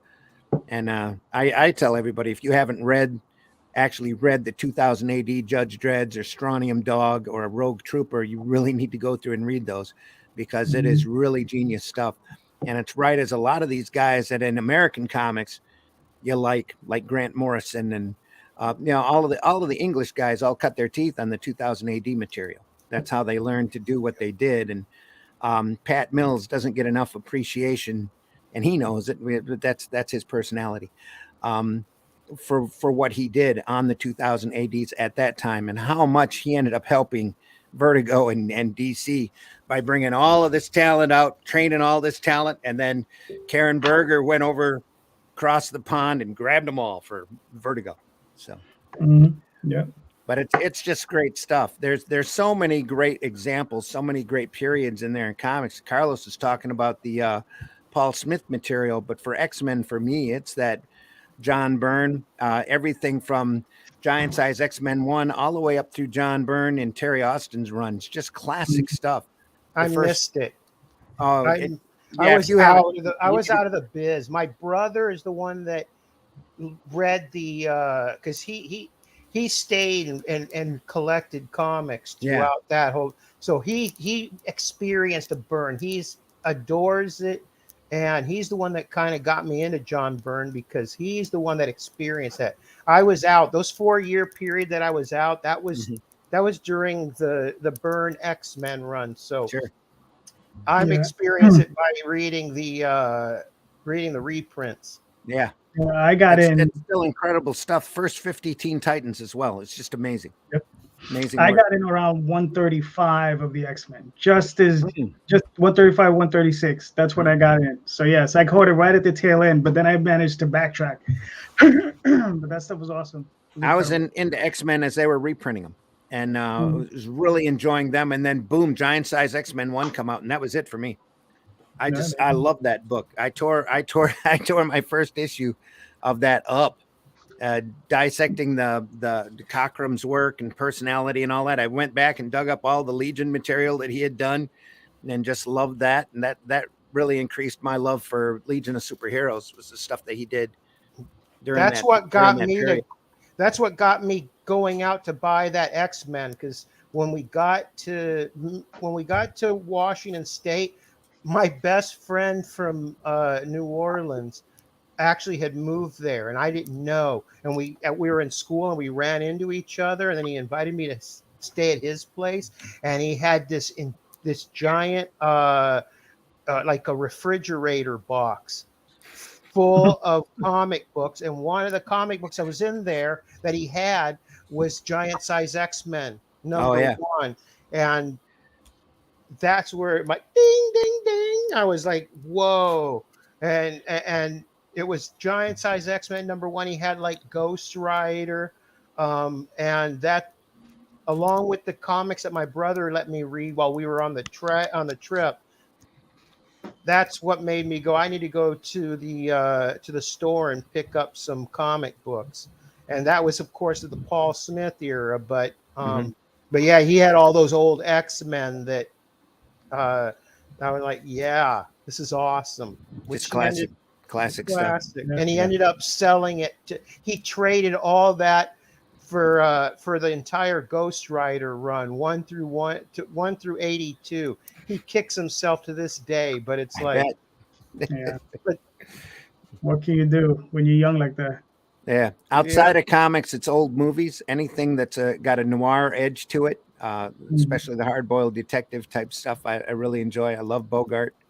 Love Marx Brothers, though that's not noirish or anything like that. It's just pure zaniness. Old pulp novels. I enjoy old copies of pulp books, Doc Savage and Shadow and Spider, that kind of stuff is always inspiring. Old Edgar Rice Burroughs material is always fun. Howard and Lovecraft and all that. You can catch most of those on audio reads here on YouTube if you look hard enough. Pretty much all of that stuff's in audio book form. It's always great when you're sitting there doing tedious commercial work or like inking work or whatever, to put one of those on and just listen all day. It's great stuff. True. Mr. Michael, what do you recharge with? Mostly being drawing and everything. I have a lot of sketchbooks from other people, from Francisco Herrera.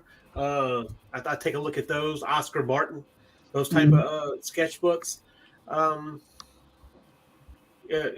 As far as a comic's concerned, I will go and look through the steampunk comic book by Chris Bacalo. A lot, just because of the way he uses blacks in that is just so phenomenal. I just like. I don't know if that necessarily recharges my batteries or makes me shrink. As far as reading is concerned, I was telling them this morning, I picked up a couple of these essentials, the Marvel essentials, and looking at that, Howard the Duck and Steve Gerber and some of that, and some of the and a Ghost Rider one. So looking at that, I don't know if I think it's a combination of everything there, because you have more narrative to it than you do in modern comics mostly, but also I don't know what it is. It's about the feel of that book.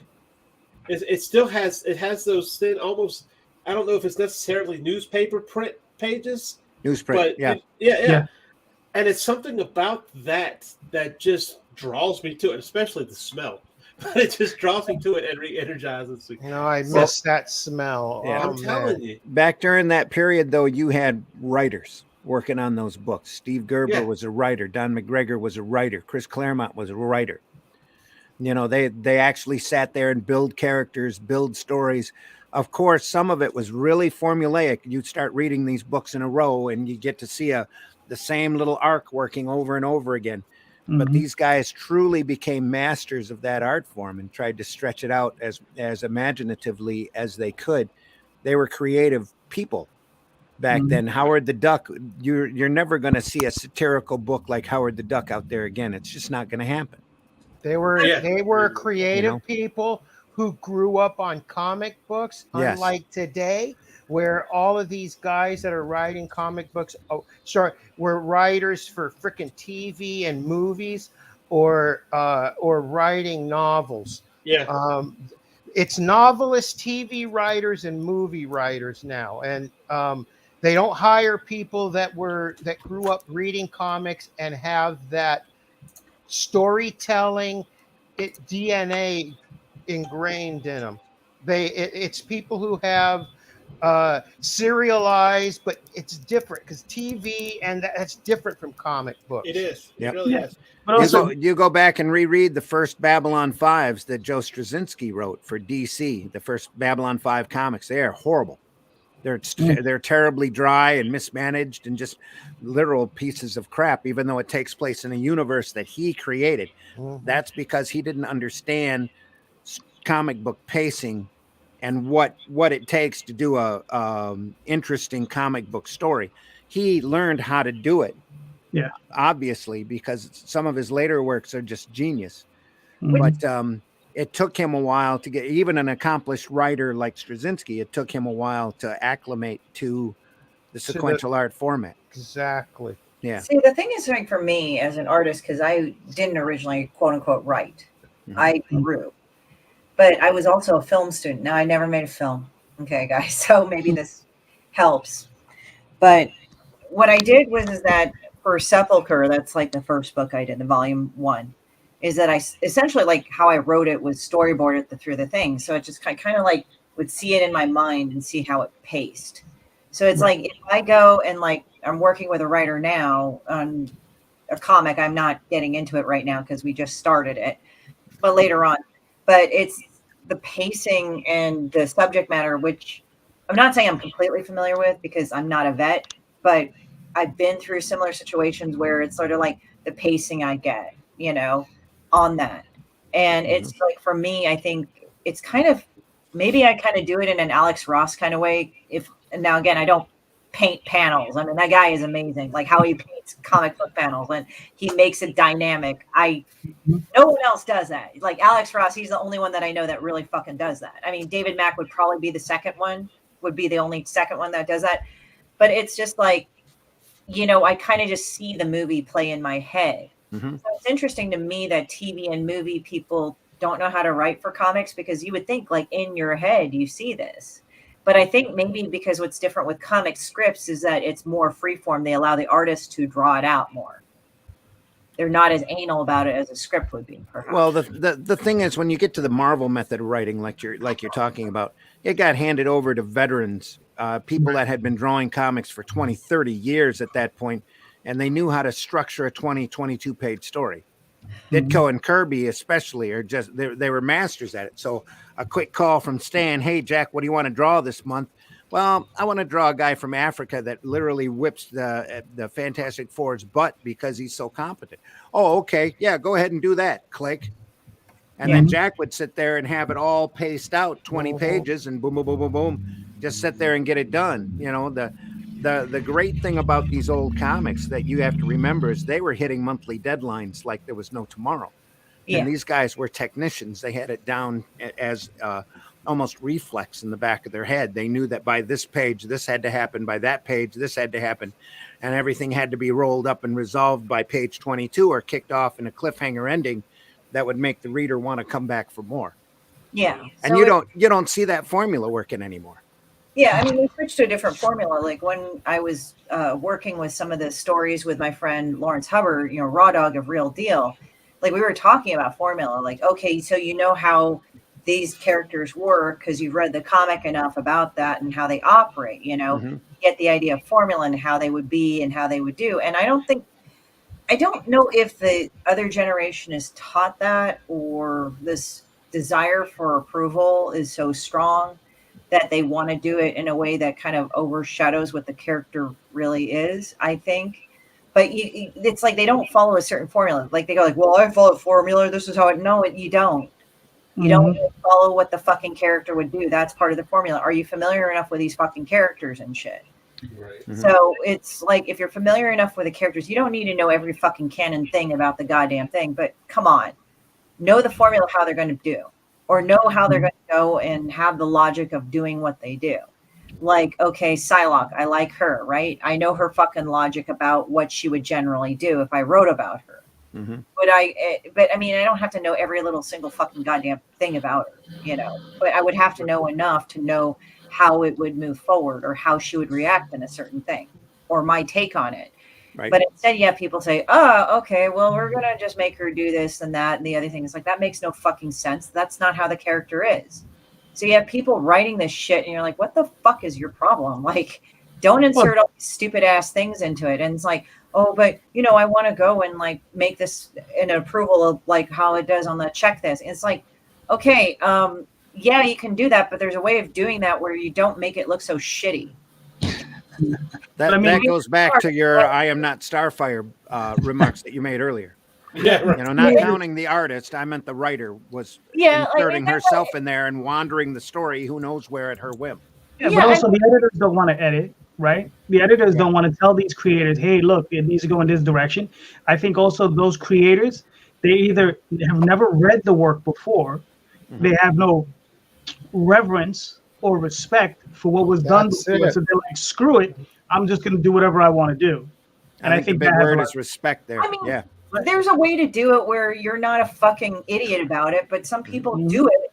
And it's like, what the fuck are you doing? You look so stupid. Like, you didn't even, like, okay, if it's an established character, okay, you kind of have to think about it as your kid. Like, okay, your kid is not this fucking malleable little fucking thing that's brainless. Okay, they're going to have their own personality. They're going to have their own logic. They're going to have their own thinking. How are you going to make them do something?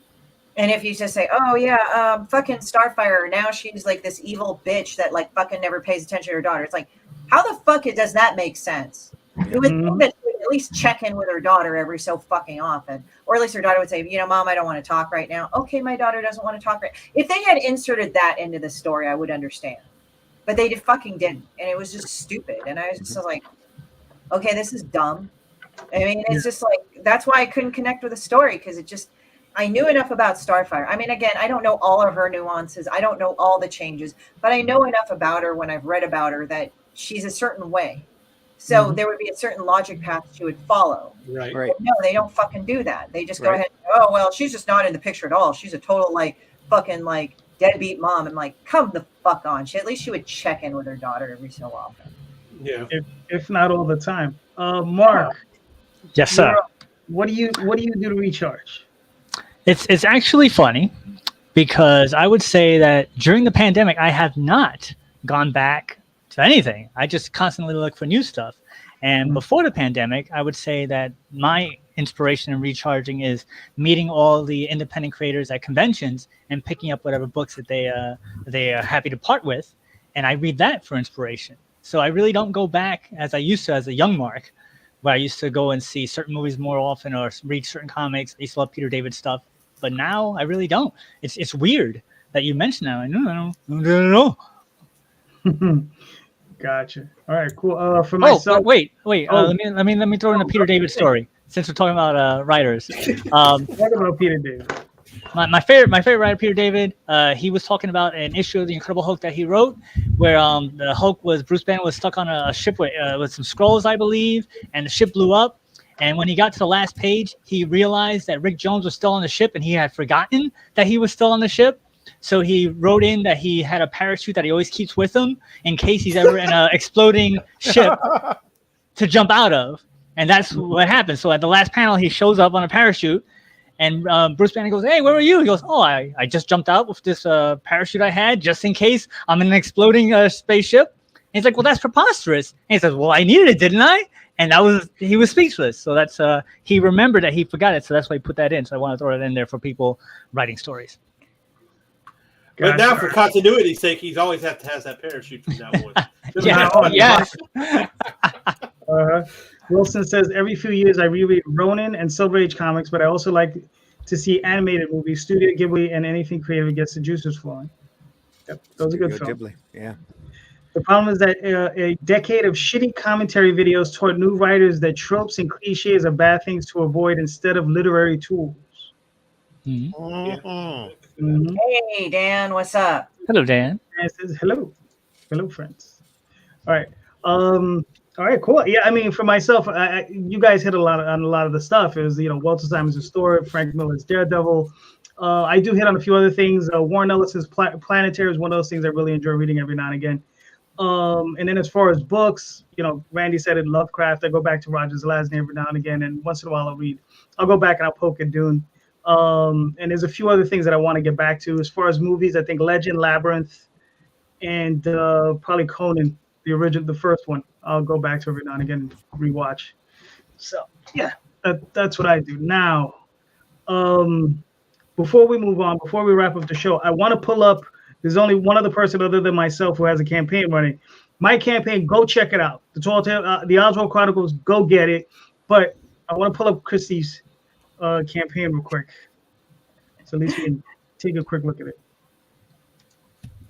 And as he's pulling it up, let me remind you that if you cannot financially support a Kickstarter campaign, you can always like, share, and tell other people about it. That also helps as well. Why is this? Hold on. I put it in the private chat. No. I have it. Of course, I'm having problems pulling it up for some reason. I don't know why. Oh yeah, no. Sometimes, like with most of the people, like there's like most of them, like I put it in the private chat just as a habit because a lot of them ask for that too. But it's like sometimes like it's other things, so it's like I'm also kind of tired too. Oh, there we go. Hey, Infinity. Oh God. We get the infinity thing. Oh, it sucks. All right. Where are we in the movie? We're right now. Exactly. It's like I'm pulling it up. Christy, do you want? Oh, hold on. Let me see if you can do it this way. What is that? No, that's weird. That is so bizarre. Normally it comes up. Christy, do you want to pull it up on your end and then share it? And then I'll just pull it up on the screen. Okay. So do you want me to go ahead and okay. Let me do this. Hold on. Yeah. Just hit share. Okay, let's do this. Okay. All right. Share. Share screen. There we go. See if you can do that. All right. Woohoo! There we go. Nice. So There it is. 4,922. I need to get to 7K. I got 18 days to go, guys. Nice. Jump on that shit. So you want me to play the video? Go ahead. Okay. Hello, it's me again. Christie Shinn, owner of Torres Studios, located in smoggy old Los Angeles, California. I'm the creator of Demon Bitch, a godforsaken demon from the 13th pit of hell, where people throw their dog shit in gum wrappers. She aspires to be Hell's General, but is an incredible idiot as Armageddon hasn't happened yet. Or has it? Well, that's a debate for another time. Demon is easily distracted by hard drugs, promiscuous sex, and other dumb attention-seeking shit that she hasn't made of herself yet. You might recall my other successful Kickstarter campaigns, Demon Bitch, I Told You So, and Demon Bitch Off the Wagon Panhandling Tour. And you can help contribute to making those campaigns. Thank you, because there's more. In this installment, I am introducing a new graphic novel of hers called Triggered. What can I say? That pretty much describes the state of the world in the past 2 years.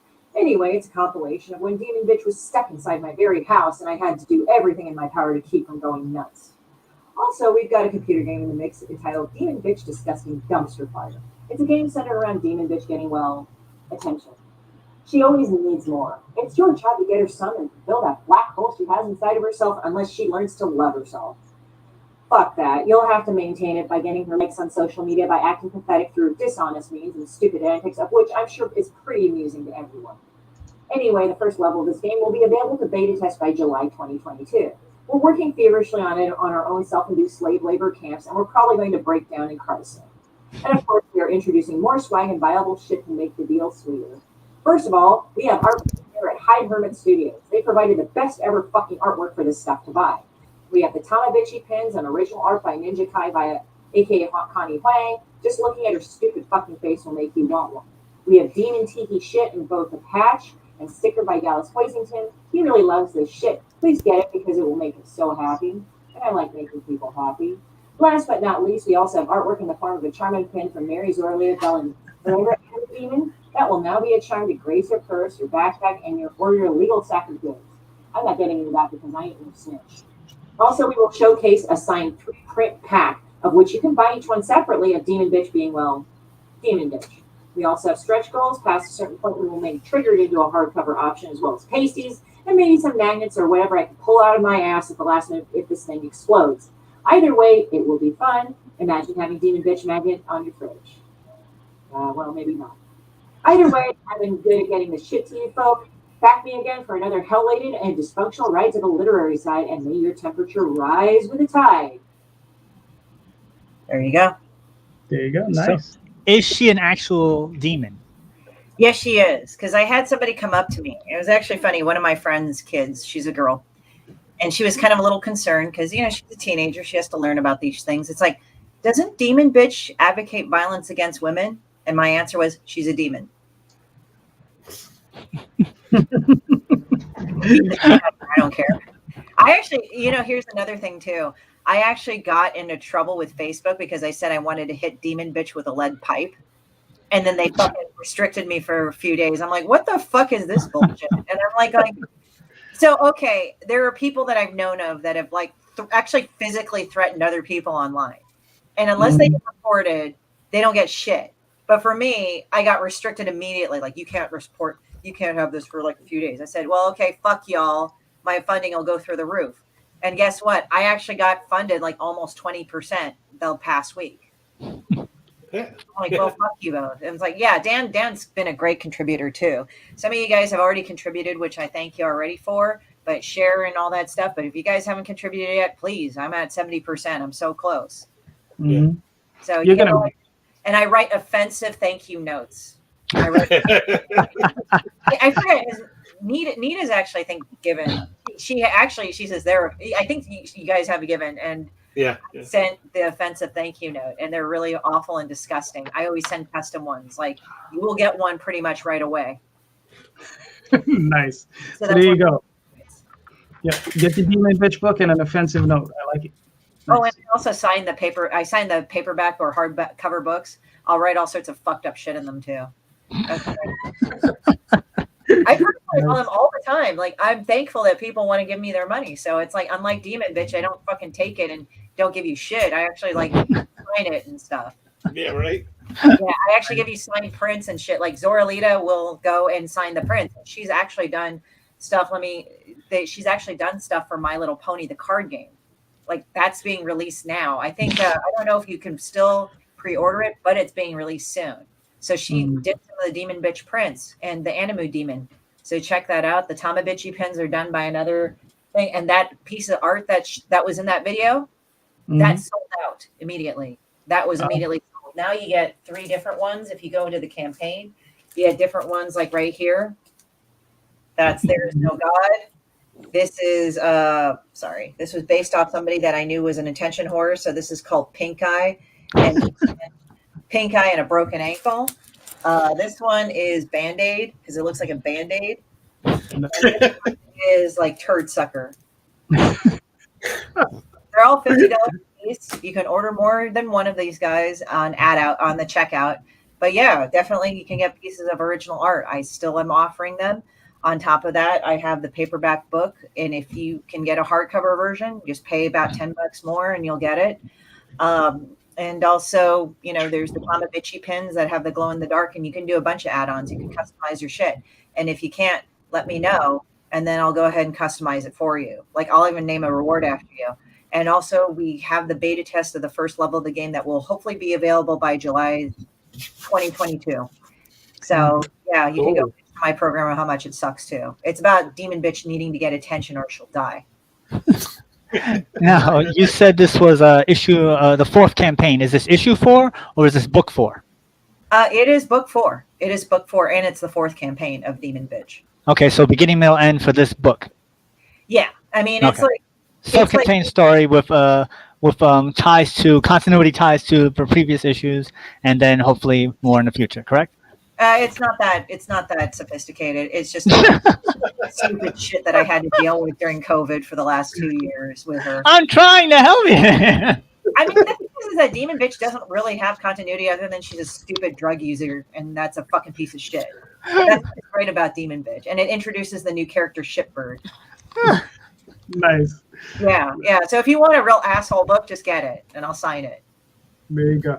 Now, is it mostly like strips, like single panel or single page strips, or is it like a straight story?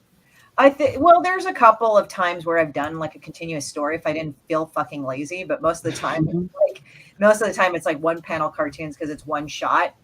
I hope I don't get restricted by saying one shot because people get all, oh no. But there's like one shot, but then there's also like a small little comic strip. Sometimes I'll do it. Gotcha. All right, cool. All right, everybody, we've made it to the end one more time. So thank you so much for being here. All of you are awesome. But before we go, please, we'll start with Christie. Please let everybody know where they can find you and your work. Well, you can find me on everything on my link tree at Horror Torres Studios. I've got that. But right now we have the Kickstarter, and that's also in the description box. So guys, please give today. Get me closer to 100% fulfilled so you can get your tasty ass rewards. You don't want to lick them though, because they probably have germs on it. You probably want to check them first. I mean, I do test out my products, so like shit is near indestructible. So you're good on that. But I gotta just say to you, just basically just give as much as you can. I mean, I've got 18 days, but I don't want to wait till the very end. I want to get gravy so I can get the pasties out to everybody. And, come on, we want to see Rich dance around in pasties too. I told him not to shave or to wax. Oh, Nice. Carlos, All where right. can I find you work, sir? You can find me at championcomicsgroup.com, facebook.com/Champion Comics Group. And you can find me on Twitter, which is the Carlos F. Raphael, and then at Champion Comics Group on Instagram. So I need that link tree, but until that time, that is where you will find me. And hopefully we'll be launching June 1st for the New Remarkables #2. There you go. Nice. Randy, where can they find you, sir? Hey, you can find me on Facebook. Look for me there. Don't look for me on Twitter. I'm there under Randy Zim, but we all know Twitter is a cesspool of hate.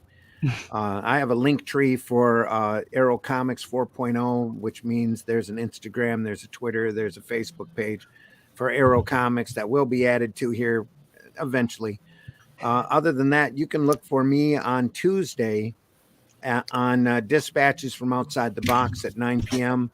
Then there's the Zimcast on Wednesday nights at 9 p.m. Eastern Standard Time over on the Ragin' 2 network. And also on Sunday mornings, I have a more lighthearted, passionate look at comics as the Sunday Funnies over there at 9 a.m. on Sunday. But all of these are archived over at the Ragin' 2 network. So go over there and subscribe and hit that bell for notifications and look at their other great programming there besides. Plus, we're part of that Long Shots campaign over on Indiegogo and the Fellowship of the Indies over on Kickstarter. Definitely go over there and take a look at those campaigns. Very important. These books are really pretty. You're never going to find better printed books. Each one's 32 pages. 6 out of the 9 are in color. The other 3 are in beautiful black and white, and should be in black and white because of the line work and the they're just meant to be in black and white. Then other than that, look for my sign-up page for my graphic novel here coming shortly. Hopefully within the next couple of months, I'll have that posted up there. And that'll probably be on Indiegogo. So, all right, cool. Mr. Lanning, before you go, hold on. Let me just throw these up real quick. I got restricted for saying the word beaten. Ack. Christie, the modern far side. With a lot of fucking shit. So I just got here. You're ending. Sorry, I missed you guys. at least you're here, right? Yeah. I'm getting pushed out, so I got to say bye, guys. All right. Okay, Carlos. Take All right, care. Carlos, have a good one. Yeah, thank you. It's been a great show, and love you guys. You guys. Best of take luck care. to you, man. Yes, Thank Carlos, you. we hope your situation gets better, buddy. Thank Sure. you. Take care. I appreciate it. We'll pass. Yep. It won't All right. last. Yeah. No. We'll see you. Take care, Carlos. Michael, please let everybody know where they can find you and your work, sir. All right. Check out my link tree. See my link tree / see Michael Lanning, and of course also, as Randy mentioned it, Tuesdays 9 p.m. Eastern. Dispatches from Outside the Box. This week we're talking about time travel, so come check that out. Ooh, I love time travel. Mark. All right, best place to find me is www.itcamefromtheradio.com. We are the official show of the radio show, The Big Apple Con. You can hear us every Monday through Friday after 10 p.m. Eastern Standard Time in Westchester County on 88.1 FM WARY. If you're not living in that area, you can go online, and we are on over 40 podcast places, including such as places Spotify, iHeartRadio, all those fun things. And also you can hear us on Thursdays at 4 p.m. on BTD.radio, Sci-Fi.radio on Wednesdays at 8 a.m. and 8 p.m. and an Indie Vote on 6 p.m. on Fridays. And we have a live show every month. It's the second Wednesday of every month, courtesy of the East Meadow Public Library in East Meadow, New York. Our next live show will be on May 11th with writer and in charge of Apex Comics Group, Mário Nicieza. I always mess that up. All right, cool. Well, my name is JD Calderon, and you can find me here every Sunday, or just about every Sunday, except for the Sundays I take off. And once in a while, I'll do one-on-one interviews. I got to get Christie on one, so we can have her on, and we can talk more about Demon Bitch, which I think would be really funny. And you can find me on Twitter, Instagram, Facebook, all the under JD Calderon on the DeviantArt. Just go there. You can find me there. Go check out the Oswald Chronicles. Go check out the Fellowship of the Indies, and go check out the if you're on Indiegogo, or if you prefer Indiegogo, go check out the Long Shots. So I'll be talking to you all later. Thank you all. All you guys are awesome. The other two gentlemen who left, they were all cool, except for that guy, Rich Perotta. No, I'm only joking. Rich is cool people. Yeah, thank you, everybody. Have a good night. Bye. Take care, everybody. See you soon.